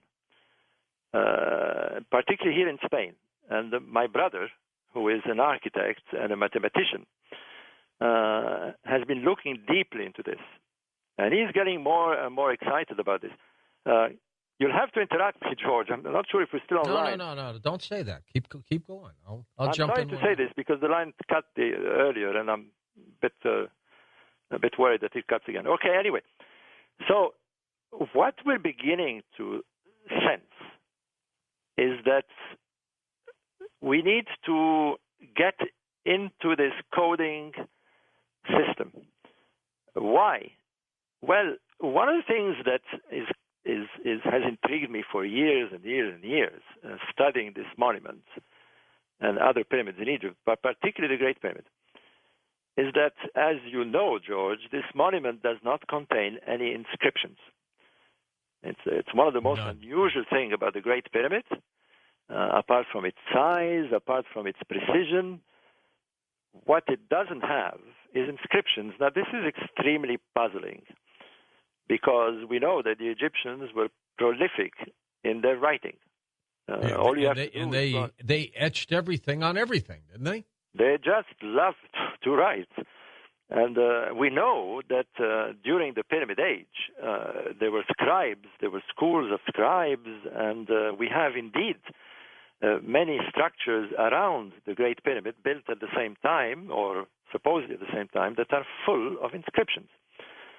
So the big question is, why this monument of monuments, this super monument of the world, does not contain any inscriptions? And I've always argued that it speaks with another language. And the language that it is speaking, whether Egyptologists like it or not, is a universal language. It expresses itself in mathematics and astronomy. Now, and what's the significance of that? Well, the significance is, well, not to go too far with this, but it's universal. In other words, anybody can understand this language, whether you are Chinese or whether you are American, whether you come from outer space. It is the language of the universe. It is the language that you can communicate with any intelligence anywhere across time and across space. Now that is intriguing, because it shouldn't do that if it is just a tomb. It shouldn't do that if it was built like all the other monuments in Egypt to express some sort of complex religion. It's not doing it. What it's doing, it's standing there. It's been there for 5,000 years, perhaps even much longer, and it is begging to be analyzed using this universal language. Now, I know there's many, many people who have got into this, because it isn't just telling us to do this, literally begging for people to measure it and sort out its codes, but it is also challenging us as to how it was built. You know, we've got a monument there that, let me tell you, I've been talking to all sorts of experts in the field, engineers, structural engineers, architects, designers, philosophers, you name it. And nobody can fully explain how and why this monument was built, why it has these peculiar systems of chambers, why does it have these galleries and grand galleries. It's just a giant mystery, but the mystery seems to be locked into this universal language. So, having said this, what is intriguing is that Hawass, as we brought him up, keeps bringing up this Westgar papyrus. Now, surely, apart from the propaganda he wants to do and the hype he wants to do, surely he has been in a position to discuss this monument with just about every authority and every expert that was available. I know that he was involved deeply with National Geographic. He was involved deeply with many, many institutions, many universities, and surely he knows more than I do that this monument is expressing itself with these mathematical and astronomical factors. Robert, and did you see? He knows that the Westcar Papyrus mainly is speaking about a number.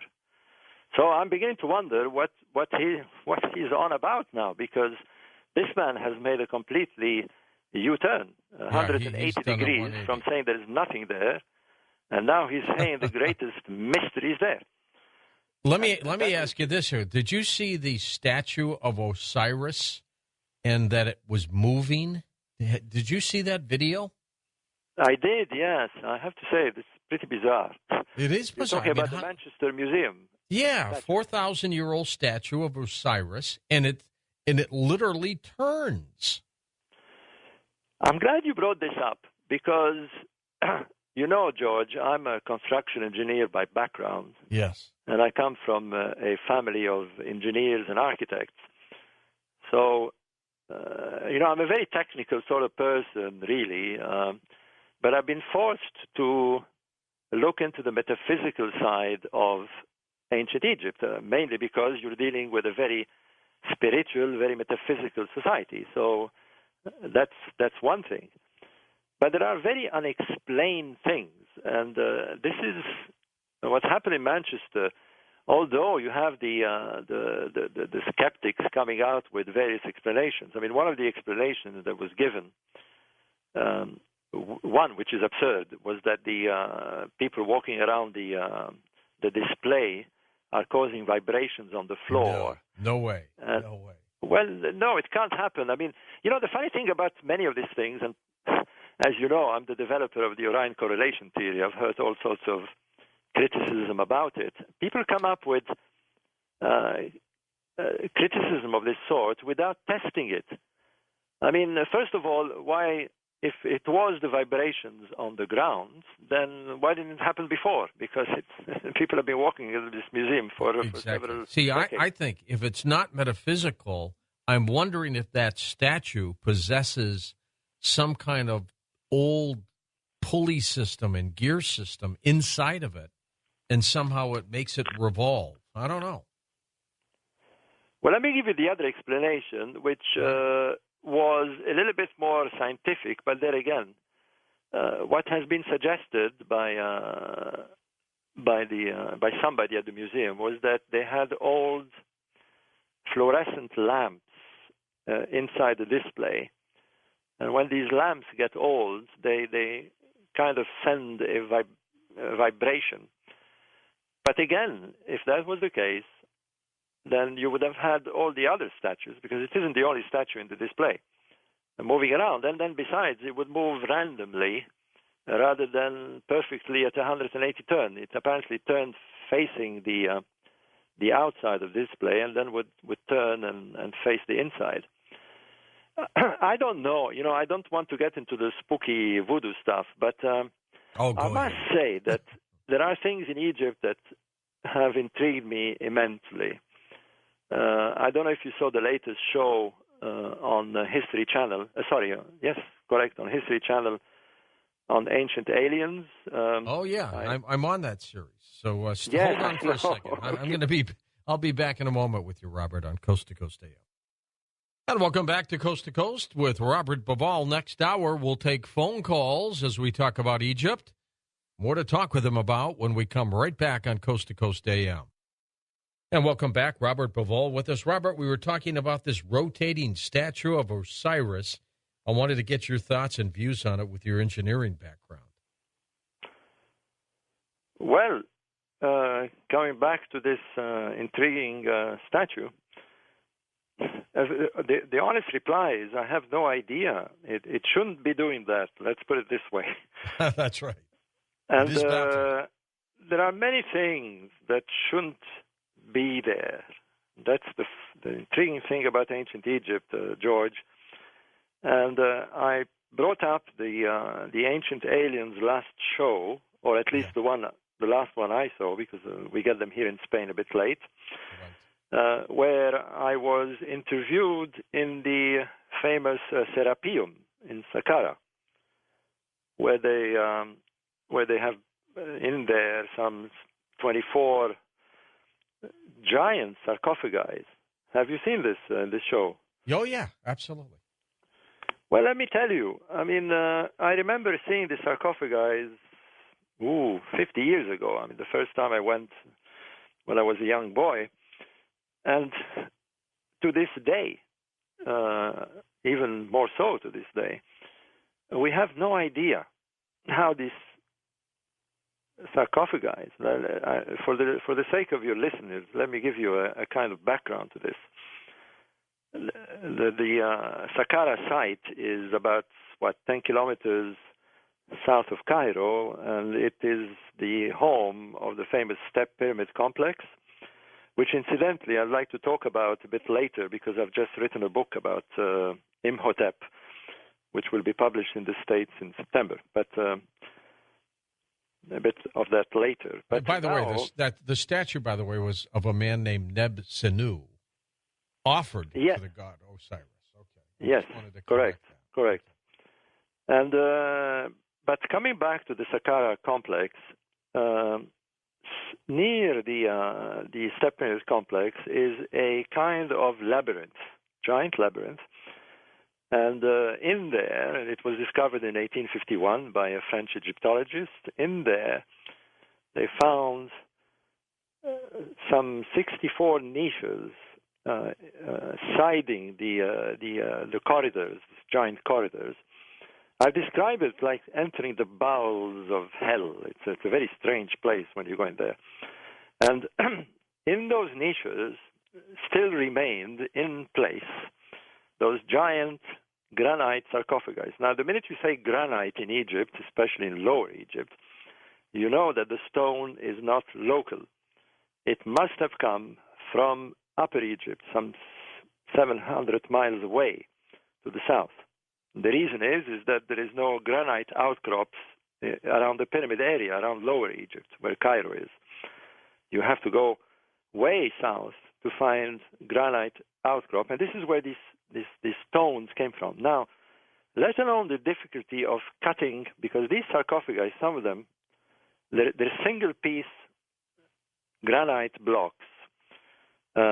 Some of them weigh about 60 to 70 tons. Wow, it's just amazing, isn't it? Yeah, just to throw the usual comparison, 60 to 70 tons is like you're taking 100 family cars and squishing them together, and that's your 60 or 70 tons. So just to get the scale of what you're talking about here, let alone cutting a block of that size on site in the quarries in Upper Egypt, this block has to be transported, lifted on a barge, sailed down the Nile for 2 weeks, brought to the shores of the Nile at Saqqara, downloaded, dragged all the way up the escarpments of Saqqara, lowered in the labyrinth, inserted in these pits, which are about 4 or 5 meters below the tunnel level, and then carved into perfection. Now, no engineer has been able to explain how this was done.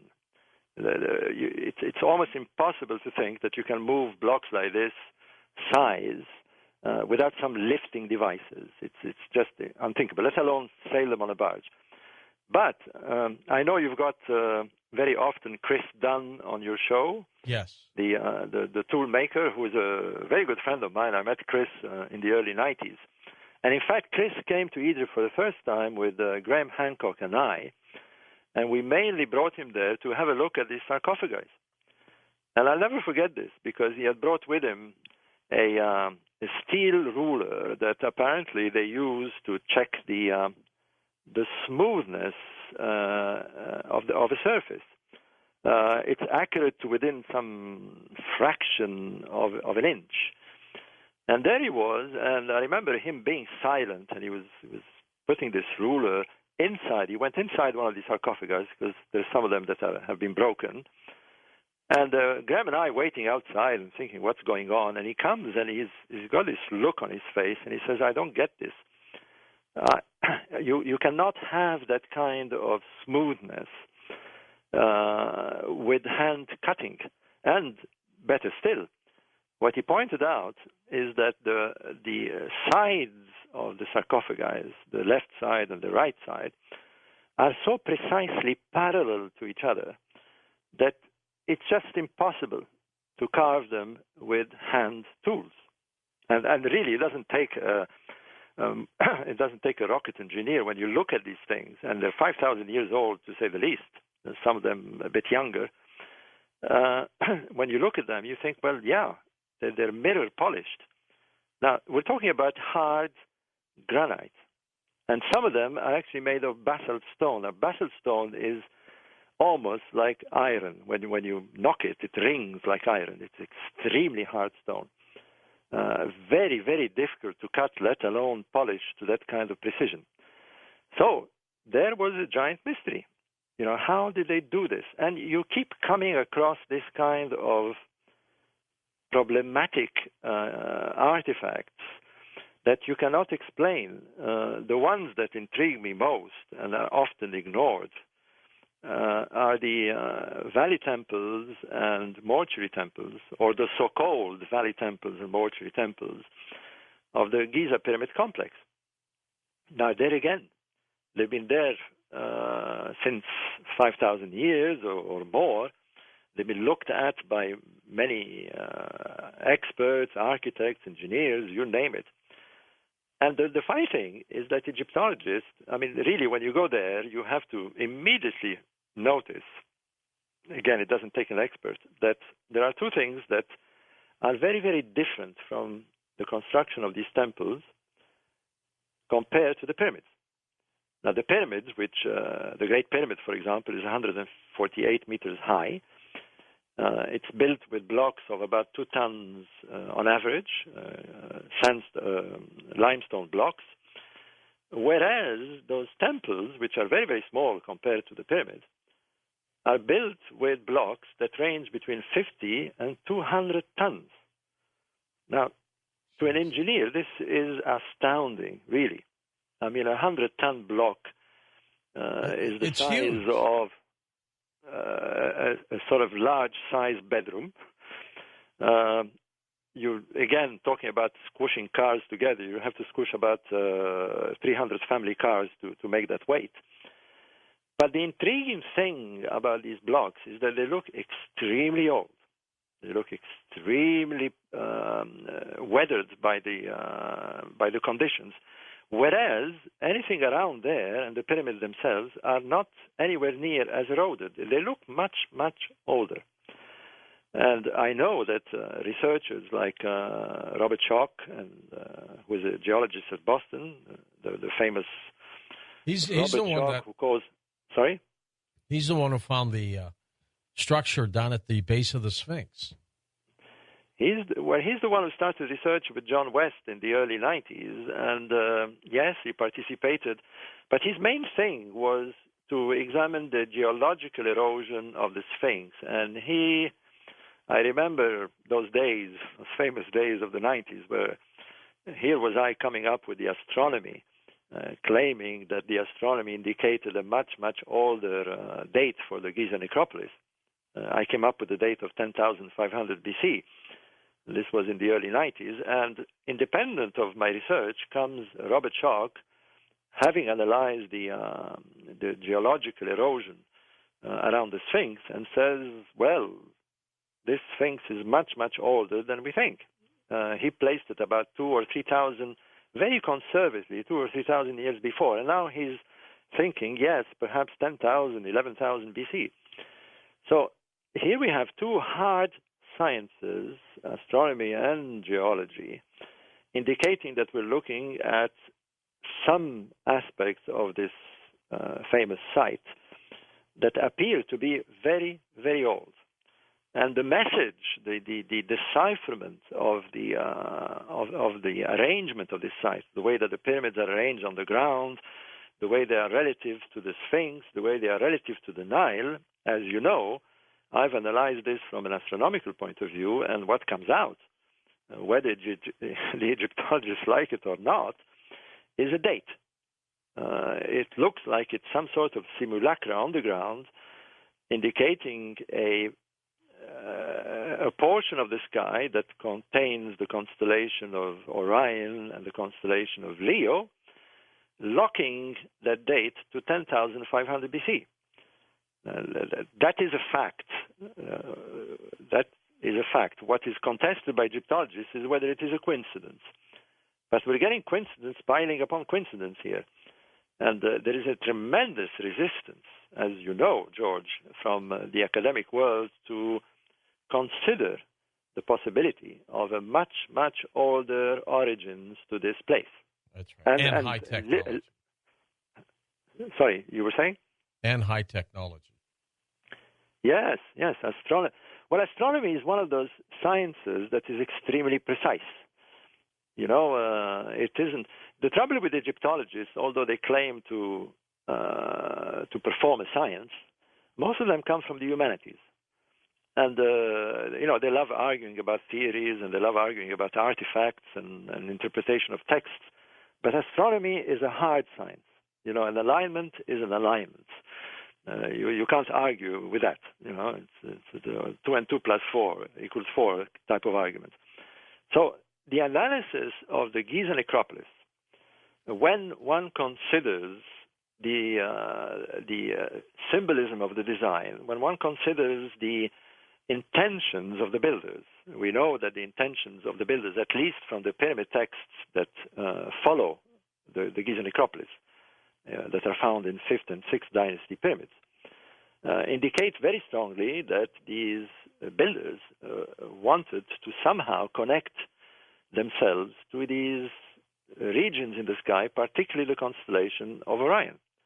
Now, that in itself is intriguing, but when you analyze the layout, the design of the necropolis, it comes very, very clearly that the way the monuments are laid on the ground represents a image of the sky as the sky was in 10,500 BC. Now, I know, I don't know if you remember those days, George, when Hancock and I brought out this theory. It was a great theory. It still is. Yes, go on. It's a great theory. You're having trouble hearing me, aren't you? Well, I'm having trouble hearing when I'm speaking, but yeah, it is one of those theories that you see what you get type of thing. I mean, it isn't a theory that expresses itself in poetic terms. I mean, this is very visual. You can see an image of the Giza necropolis on photographs or on satellites, and now these days on Google. I mean, anybody can go and have a good look, and you can see that the way that the monuments are laid on the ground, the 3 pyramids. Let me just explain this for the listeners who perhaps are unfamiliar with this.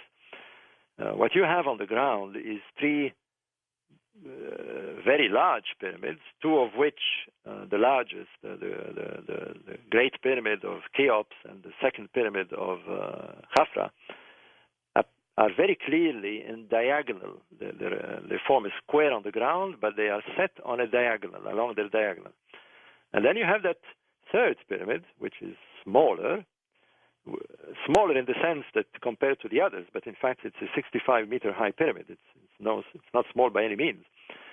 But that smaller pyramid, if you like, is offset from the diagonal. And that is a big question, because it's very clear that you have a kind of master plan there, and that strange layout had to be explained. And to cut a long story short, when you know that there is a shaft inside the Great Pyramid that pointed to Orion's belt, when you know that the pyramid text indicates that there is a connection between those builders, the pharaohs who built this pyramid, and their desire to connect in some sort of metaphysical way to this group of stars, then it does not, or should not, come as a surprise that you find on the ground that the 3 pyramids, the way they're laid out, represents the way that the belt of Orion is laid out. You have 2 very bright stars that are on kind of row, and a 3rd one is less bright or smaller, if you like, stars, which is offset the same way as you see on the ground. And that the diagonal position relative to the Milky Way is the same as what you have with the pyramids relative to the Nile. Now, To add more to this layout, you have the Sphinx. Now, the curious thing about the correlation between Orion's belt and the pyramids on the ground is that they match with rather uncanny precision when you bring the sky back to a date of 10,500 BC. Mm-hmm. But when you do that, and when the pyramids match the stars on the ground with this very uncanny precision, what you have is the time of the year that they do that is the spring equinox. And again, not to go into astronomical jargon, but this is when the sun rises directly due east. And we know that there is a monument on that site that looks directly due east, and that's the Great Sphinx. So the whole attention moves there. And when you consider the sky in 10,500 BC with the Sphinx looking at sunrise, you very quickly realize, anybody can check this on their software programs, and many people have them these days, astronomical software, that behind the sun is the constellation of Leo, the only constellation that actually looks the way it's supposed to look, like a recumbent lion. So you got there a simulacra of that sky in 10,500 BC with two sets of monuments. Now, to me, that's where coincidence stops being a coincidence. Right. You've got something that should be considered. There is a kind of message there. There's a kind of signal. Look at this date and figure out what all this is about. Giza is a kind of treasure hunt. And the sad thing about this is that instead of getting an enthusiastic profession of Egyptologists saying, well, great, let's have a look, let's see what they mean, let's see what these numbers mean, let's see what this astronomy means, let's see what this date means, they block it. They block it. They have literally muffled the whole research. And this is, you know me, I'm a great opponent to this. I'm sort of like a one-man Tahrir revolution. I've been screaming against the Egyptologists, particularly against Zahi Hawass. What's this nonsense? Let researchers get back there. Let people like Rudolf Ganterbrick research again the door, open this door, which has not yet been opened, by the way. There could be a huge chamber back there, right? There could be anything. And, this is the greatest monument on Earth. This is a monument that is looming there for the whole world like some giant question mark. And the question is, why am I here? Figure it out. And suddenly we actually have two doors now, because we have the door in the southern shaft of the Queen's Chamber. But as you know, George, National Geographic discovered a similar door on the northern shaft of the Queen's Chamber. So we have two doors still unopened, and that's been, over 10 years now with National Geographic. Well, they've got to get in there, Robert. We're going to come back. We're going to take some phone calls with you on Coast to Coast AM. Sure, with pleasure. Okay, this is the hour. We'll take your phone calls with Robert Baval as we talk about Egypt and the pyramids and the mysteries of the Sphinx on Coast to Coast AM. Welcome back, Robert. Before we take calls, your theories on how they constructed the pyramids. I've said this before, and I'll say it again. I'm a construction engineer. I've worked in the construction industry for 25 years, heavy construction. And my brother is an architect. And the honest answer is we do not know. You have many people coming up with ramp theories and circular ramp theories and internal ramp theories, but nobody's tried to build a pyramid like the Great Pyramid. And whenever they try it, we've had one or two experiments using the context that supposedly existed at the time of the pyramid builders. They just can't do it. I remember when Mark Lehner, the American Egyptologist, decided to do a demonstration and brought an American mason, and they tried to build a small pyramid next to the Great Pyramid, and eventually they gave up. And to complete it, they brought in machines. So the answer is, quite honestly, we don't know. There is very intriguing features about this monument that some can be explained, of course. We can move stones today, but we would have great difficulty moving stones that are used in the King's Chamber, for example, which are made of granite again. As you recall, in the earlier part of the interview, I said that granite comes from Upper Egypt. Well, apart from the fact that this granite was imported from the south and raised to the height of the King's Chamber, which is about 50 meters above ground level, one of the big questions is, very often that is not asked, is why? I mean, why go through this enormous trouble, incredible efforts, without supposedly, well, without anything really? I mean, if we listen to the Egyptologists, these people did not have iron tools. They didn't even have the wheel. The wheel wasn't supposed to be invented in those days. So there you are. You have to consider the construction of a monument of that size, of that precision, in a context that does not fit, even today. You know, if I was a construction company and some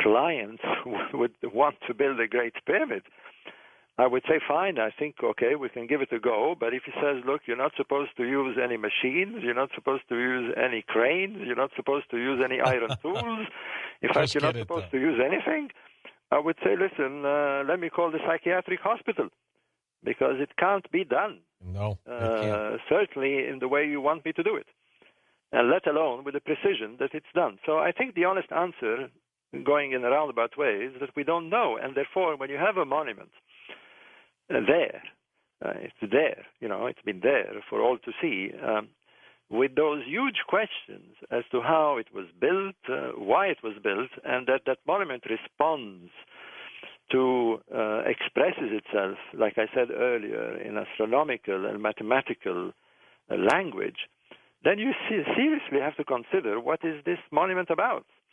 And this is the crazy thing about where we stand today, is that we try to fit it, like we're trying to fit a camel through a needle, into some context that it doesn't fit. It does not fit a tomb. This is one of the things that we've been screaming for years. It does not fit a tomb, and we must fit it into something that makes sense. And what is coming out of the analysis is that it seems to be a kind of challenge. You know, let me just say one thing that I wanted to say earlier about the anomalies of the Giza necropolis. Can I do that, all right, George? And then we'll take calls. Go ahead. Then we'll take the questions. Well, you might get questions on this. I was talking about these temples that are known as the Valley and the mortuary temples, with blocks that are 50 to 200 tons. The big question is apart from how they did this, how they moved these blocks, the big question is why. Because you do not need anywhere near that size blocks to build a temple. We know this, and we know that the Egyptians knew this, because all the other temples that you see in Egypt are built with much smaller blocks. In fact, Saqqara, which was built supposedly before the Giza necropolis, it's very clear that they used blocks of about 2 or 3 tons at the most, and the walls, for example, are built with blocks that are maybe 20 or 30 kilos. You know, very, very small blocks compared to this giant, massive megalithic blocks. So the big question is why? And let me make an analogy here, because I think it's striking. You know, if it's raining outside and some people take their umbrellas, and well, instead of taking your umbrella, you take your whole wardrobe on your back. And you're bound to be asked the question, not only how can you do that, because you can't lift that size, but the big question is why? And what would be your answer? Your answer is, well, figure it out. Figure out, because that's what the Giza necropolis is begging us to do, is to figure it out. It's one of those places on our planet that is begging and screaming this question, work it out. And whatever the answer, I know that many people have various theories on this, but this is what it needs to be done. So to answer your question, again, we don't know, and we need to know. It is amazing. Let's go to the calls. We'll pick it up, first of all, by going to Jeff in Cleveland, Ohio, east of the Rockies. Hey, Jeff, go ahead. Hi, George. Boy, I got to hand it to you. This is one of the most fascinating programs that you've had in a long time. All because of Mr. Baval. Awesome. One thing I wanted to tell you, I think the next book that I'm going to read, I've got on my phone, I just downloaded today, is Treatise on Ancient Egypt by Herodotus.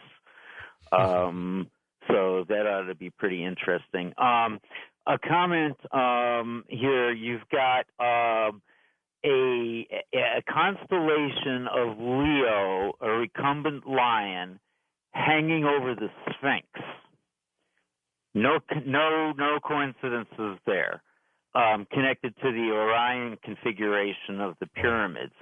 Now, what my question is, or suggestion actually, and I'll take my answer off the air, is that inscription that was discovered between the two doors, what if that were a combination to a lock that would open maybe the Sphinx or some secret chamber in the main pyramid? And I'll take my answer off the air. Is that possible, Robert? Could it be a lock combination? You know, the funny thing about Giza is that everything is possible. I'll try and answer this question, but I just think that I should have made another comment earlier on, is that the choice of aligning and configuring the pyramids towards the belt of Orion, apart from its very intriguing and very beautiful comparison, one of the weird things, and I've talked to many cosmologists on this matter. One of them was Mika Kaku, your famous cosmologist, who was in Switzerland a few years ago, and we actually met there, and we had a conversation on this. And one of the intriguing things about this alignment and the shafts pointing to this region of the sky is that Orion's belt below it is a nebula, the M42 nebula. You can actually see it with a pair of strong binoculars. It's kind of like a patchy cloud, reddish patchy cloud. Cosmologists call it the nursery of our galaxy. It's literally where stars are born. It's spewing stars. It's giving birth to stars all the time. And our star, which is the sun, literally comes from that nursery, that star nursery. I love the term. It's very intriguing because that's exactly what the pyramid texts say in a poetic language, but in no uncertain terms. They are telling us that the kings who somehow want to use this monument in a manner that we have no idea how, but it's there, wanted to use this monument to somehow spiritually or metaphysically or whatever way you want to call it, make their way back to this region of the sky. And they call it literally the birthplace of their civilization. So, you know me, George, because I'm the kind of guy on Ancient Aliens who stay very grounded. You are the grounded one on that show. That's true. Sorry? You're the grounded one on that show. Yeah, I'm the guy who says, well, look, let's stay calm over this. But we live in a very different time now, and it's very, very interesting when you have the chance to talk to cosmologists.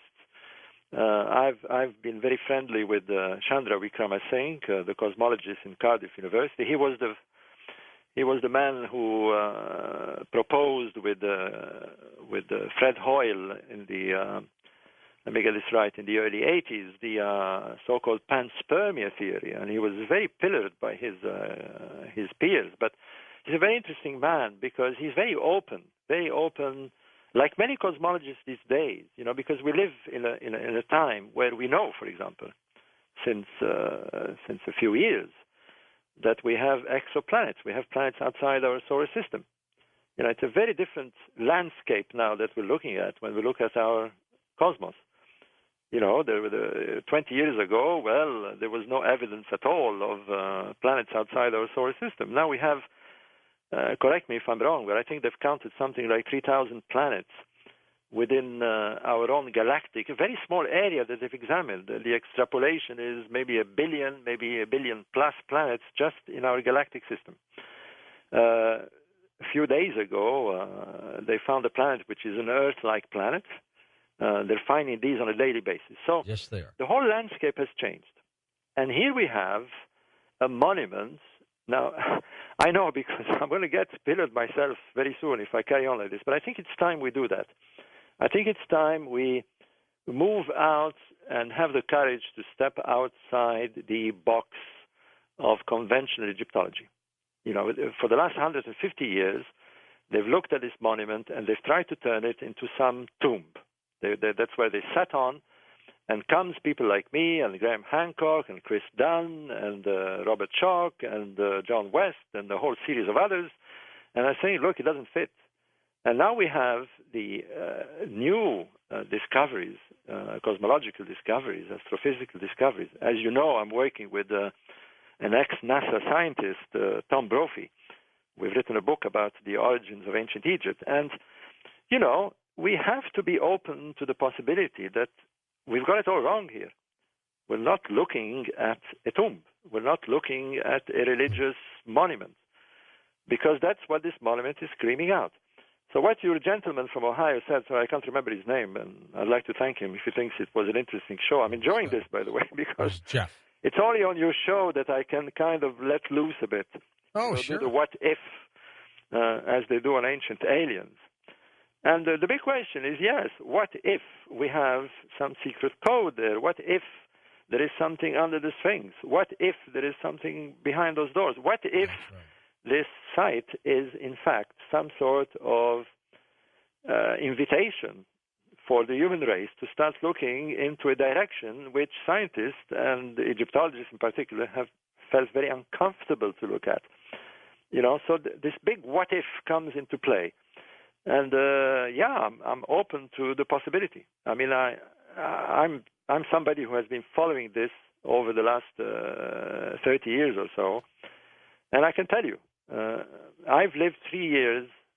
Sorry, again, I'm rambling, John. You have to let other questions come in, but let me just say this: I've lived 3 years in front of the Great Pyramid. I had a flat from 2005 to 2008. With a balcony overlooking the Great Pyramid. I could almost reach out and touch it. Must have been gorgeous, huh? Yeah. Apart from the dramatic sight. I can tell you what this site does. You wake up one morning and you go out there with your mug of coffee and you look at it and you stare at it, and it keeps screaming out, I'm not supposed to be here. It's too big. It's too precise. It's too alien. It's too challenging. And it's a constant provocation.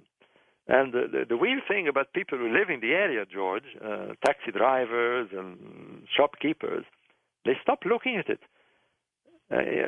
Instinctively, they stop looking at it. Not because they're so used to it. No, it's because it's provocative. You just cannot look at it without asking those big questions. And maybe that's what it's all about. It's to force us to ask the big questions.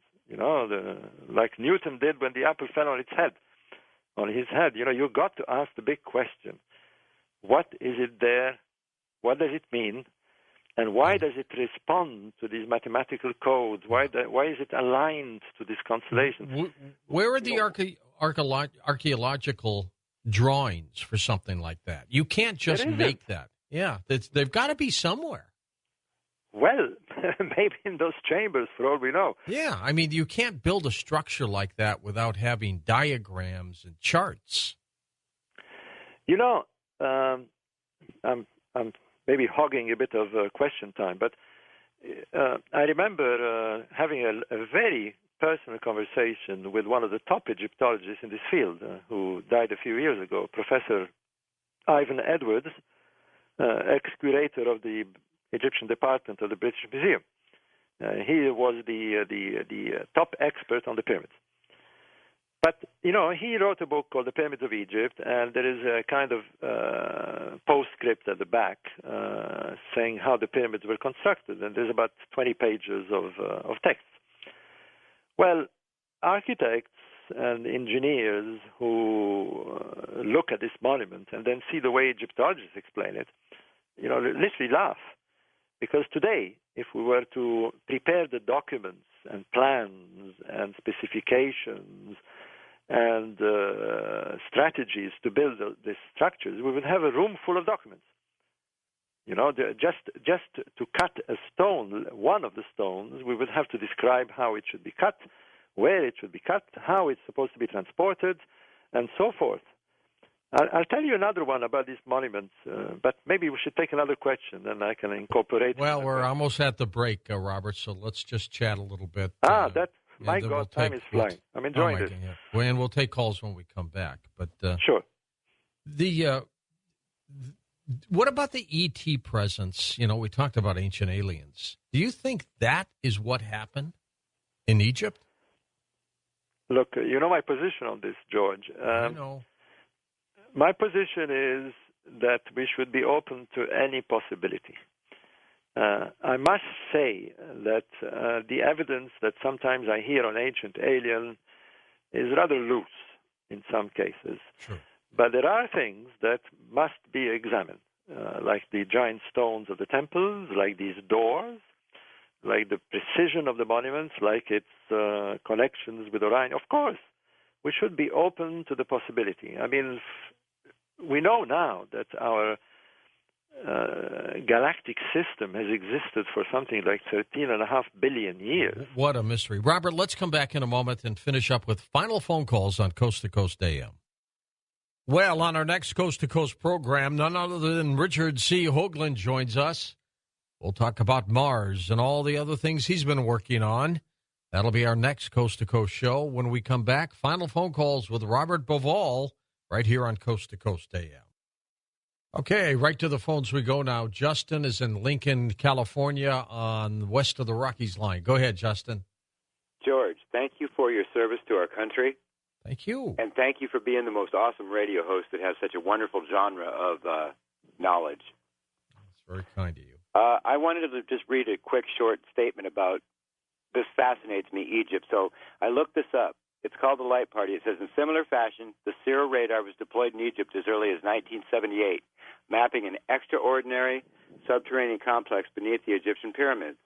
Arrangements made with President Saud of Egypt resulted in 3 decades of top-secret excavations to penetrate the system. At a recent meeting in Australia, one of the key scientists in the Giza project, Dr. Jim Hertog, showed the film footage of work in progress called Chambers of the Deep, due to be released at the end of the century. The film reveals the discovery of a vast megalithic metropolis 15,000 years old, reaching several levels below the Giza Plateau.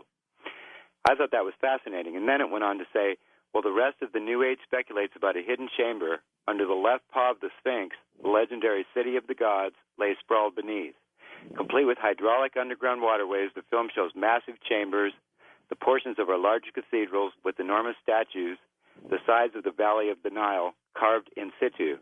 Researchers risking their lives with lights and cameras carefully negotiated rubber dinghies across subterranean rivers and kilometer-wide lakes to penetrate sealed chambers beyond. Jeez. So there you go. I love that. Robert, had you heard of that? Oh, yeah. Your speaker mentioned James Hertog. I had the pleasure of meeting James in Switzerland. I'm trying to remember when, probably about 15 years ago. James got involved with an American team run by the late Dr. Joseph Shore. Let me give you the background because I think it's important to know what went on and what they might have discovered. Joe Shore was a member of the Edgar Cayce Foundation, and he had financially contributed to several research that was done there in the early days with John West and Robert Schoch, particularly in the early 90s. when they investigated the possibility of the age of the Sphinx, and particularly when the team involved did seismographic work around the Sphinx and believed that they had found a possible rectangular chamber under the right paw of the Sphinx. This was quite a big, shocking news at the time, and I've written a book about this. I've written, in fact, 2 books about this, where I mentioned these times, because I got to know, of course, all the protagonists. I'm a very good friend of John West, Robert Schoch, and various others that were involved, and particularly later on when Dr. Shore set up his own team, working with the, if I remember well, the Florida State University in 1996. And in a very hush-hush type of project, which Graham and I kind of got involved in a rather odd way, because we were not so happy with the lack of transparency that was going on. But the outcome of this project is that they were convinced. Now, I haven't seen the physical results, because it was all bizarrely covered up later on. But they were convinced that they found a large rectangular cavity under the rump of the Sphinx. Some distance, some depth is about 30 meters or so.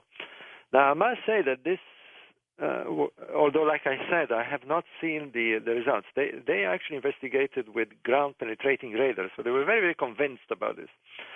I remember meeting Dr. Shore at Virginia Beach a few months later, and he was very adamant. Although he was told, like Ganterbrick had been told before, not to publish this from the Egyptian authorities. So big question there as to why it was kept hush-hush. However, it intrigued me because I don't want to go into too much detail, but the astronomical analysis of the date of the necropolis kind of leads you to consider something below the rump of the Sphinx, because when you begin to realize that there is a kind of message that is, in a sense, printed in the sky, as it were, when you realize that the ancients who built this site were kind of telling their stories using the sky as a billboard with the constellation of Leo and Orion, the whole focus leads you to consider in the sky something that is below the rump of the constellation of Leo. And then you transfer this on the ground, and you've got that location, which, like I said, Dr. Shore felt that there was some very large cavity down there. Now, having said this, they further investigated, I think it was in 97 or 98, with James Hertog. That's when James Hertog came into the scene, and they investigated a so-called shaft somewhere in the region there, behind the Sphinx, which was, I think, erroneously called the Osirian shaft. And they went down there. I've been down there a few months later. It's a very mysterious thing. It goes down something like 60 meters or so, if I remember well. And I wonder what's in there. Sorry? I wonder what's in there. Well, I've been down there. I can tell you what's in there. You come to 3 levels. You're literally going vertically down. Now, they've placed a very, I don't know what's now, but in those days, there was a very rickety kind of ladder that was put there by the antiquity department. It was very eerie to go down there. You reach a first level, some 15 meters, then you go to another level, and finally you reach the bottom. And in the bottom, James Hertog, with the Shore team, unearthed, literally unearthed, it was covered with ground, a very odd sarcophagi, again made of granite, empty. Mostly, by the way, this empty sarcophagus business is intriguing in itself. I mean, we clearly this one was left empty for some strange reason. And what they found at the time, which was not explored further as far as I know, I've seen the opening myself of a tunnel that seemed to be heading towards the pyramid site further to the west. And that's where the whole investigation stopped. Now, James went on to announce that he believed or he had seen evidence of a very vast underground network. I must say that I have not been able to get any hard evidence on this. Fascinating. But it is intriguing because you may or may not have heard that another researcher not long ago, Andy Collins, has found the entrance of a rather odd natural cave somewhere to the north of the Great Pyramid, not very far from the escarpment, which again seems to be having artificial tunnels seem to be leading towards the pyramid. So it's quite possible that you have indeed a very large underground system there, and that the Giza necropolis is kind of capping it. Whether this exists or not remains a huge question, but we still fall on the same annoying problem, is that the Egyptian authorities, or at least until Hawass was there, would not allow exploration. They would kind of close any avenue of people going there to explore. So I hope I've answered the question to your gentleman. That's where it stands as far as I know. Let's go to Dan in DeWitt, Iowa. Dan, thanks for holding so long. Go ahead. Thanks for taking my call, George. I want to say that your guest's work on the pyramid code was of the highest order, and I appreciate all the hard work you did on it. My question is, what, in his opinion, is the greatest discovery that we have made so far about the ancient Egyptians, and what may be left to be discovered? Thank you. All right. What's left to be discovered, Robert? Yeah, I got that question. Well, that's a very, very good question, really, because as you know from the last show we did, I think, with Tom Brophy, is that what's opening up in Egypt, in the studies of ancient Egypt, is now we're beginning to realize that the evidence is piling up to what I begin to call a proto-civilization. There's almost certainly was a proto or a previous civilization before the pharaonic civilization.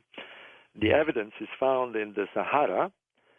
One of the hot spots is the Nabta Playa, a prehistoric site. I've talked a lot about this on the last interview I had with you, George.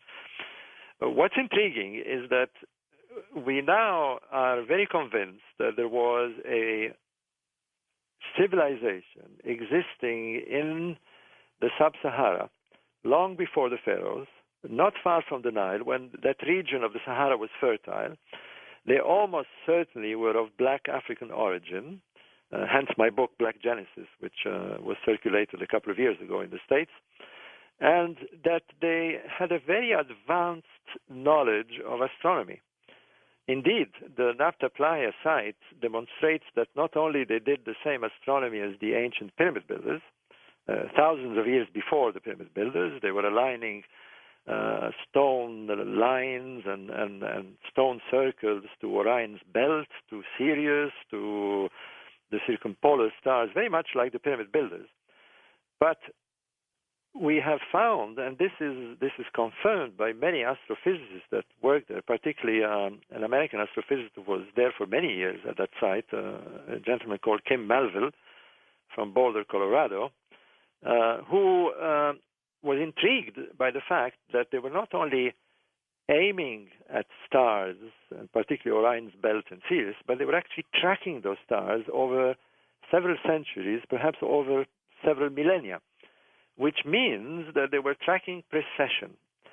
And this term precession comes constantly in research, not just at Giza, but in other places of the world, where we're finding that there seems to be a language, a kind of forgotten language of, I suppose we can call it the language of the stars, that ancient people seem to communicate with themselves, and if one is to big the big what if, with something beyond the Earth, using that kind of language, which I was talking earlier, this kind of mathematical kind of star alignment, astronomical language. And that's what we find in these remote places of the Sahara. So to answer the question, there is a lot now to explore there, because we've opened the window here. we've opened that window that, yes, we know now with physical evidence on the ground that there is a phase that is much, much older than what Egyptologists are ready to consider. My bet is that we're going to find that our human civilization is much, much older, that it has a much higher pedigree, that we had a very advanced knowledge in very ancient times. And I'm throwing figures like 15, 20,000 years, if not more. And we're going to find that we have a much more mysterious origin. I want to leave it with an open question here, but we're entering that era. We're in for big surprises in the next 20 years. I mean, I believe that we're now opening a new phase of discovery in Egypt. We're going beyond the orthodoxy. We're going beyond, and we're looking at a much more mysterious, much more intriguing origins to human civilization. All right, let's go next to Colin in Albany, New York. Colin, it's your turn. Go ahead. George, I thank you for your program. Enjoy it. Mm-hmm. I have a question. I see the map of the inner Earth. You have like 6 openings, 3 in South America, 1 in North America, 1 in Italy, and I suspect this one that Andrew Collins found is the 6th to the inner Earth. How you feel about that? Well, that's intriguing. Well, to be honest with you, I'm not in this kind of research. But like I said, we're entering this era of our human experience that anything is possible now. We really have to be open. I think I'm one of those researchers that has a very Platonic perception about what research should be. You should remove the biases, you should remove the opinions, you should remove the obstacles that block what is known as, what I call the Platonic argument, is that if the evidence leads you in a direction, then you should follow it, however mysterious, however uncomfortable it is. Well, it's not for people who did that in the past. And I'm thinking of people like Newton, I'm thinking of people like Einstein, I'm thinking like Copernicus. I wish I had time to talk about this because I've just written a book about Copernicus and Galileo to demonstrate that if we do not follow what is at the time blocked by conventional views that these things are not possible and so forth, we are not going to discover we're not going to discover the truth of who we are and what we are and what we're supposed to do on this planet. So, yeah, I mean, kudos to those who have the courage to pursue these big questions. And Colin is one of them. I mean, yes, let's look into this.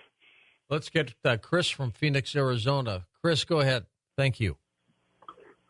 Hello? Hi, Chris. Hey, George. Hey, Robert. How you guys doing? Good, Chris. It's a great conversation. Robert, I had a question. Have you ever read or researched Zachariah Stitchin in the Book of Enki? Yes, I have, yes. I've actually met Zachariah many times.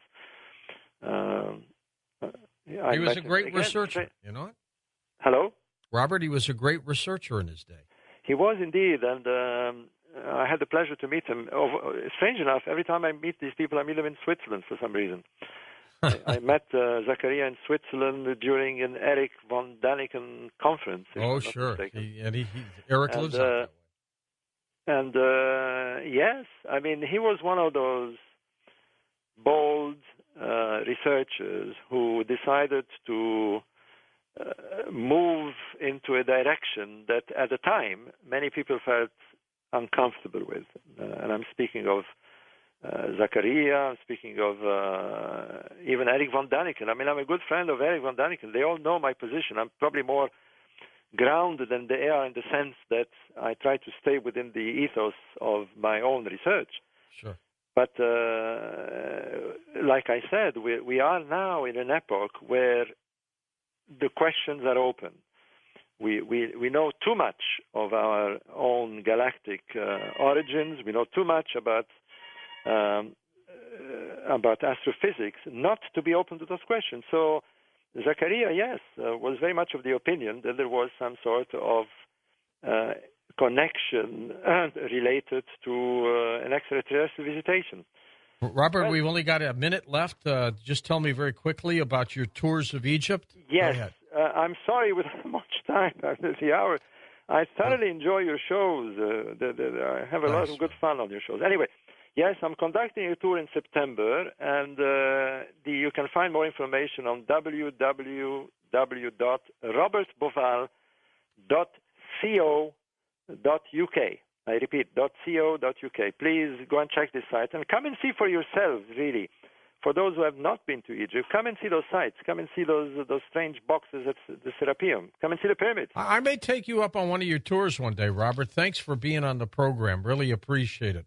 Robert Boval. By the time you come on my tour, You got it. For David Buczynski, Dan Galante, Tom Danheiser, Nathan Staten, Lisa Lyon, Lex Lonehood, Sean Ladouceur, Stephanie Smith, Chris Boros, George Knapp, John B. Wells, Ian Punnett, and Art Bell.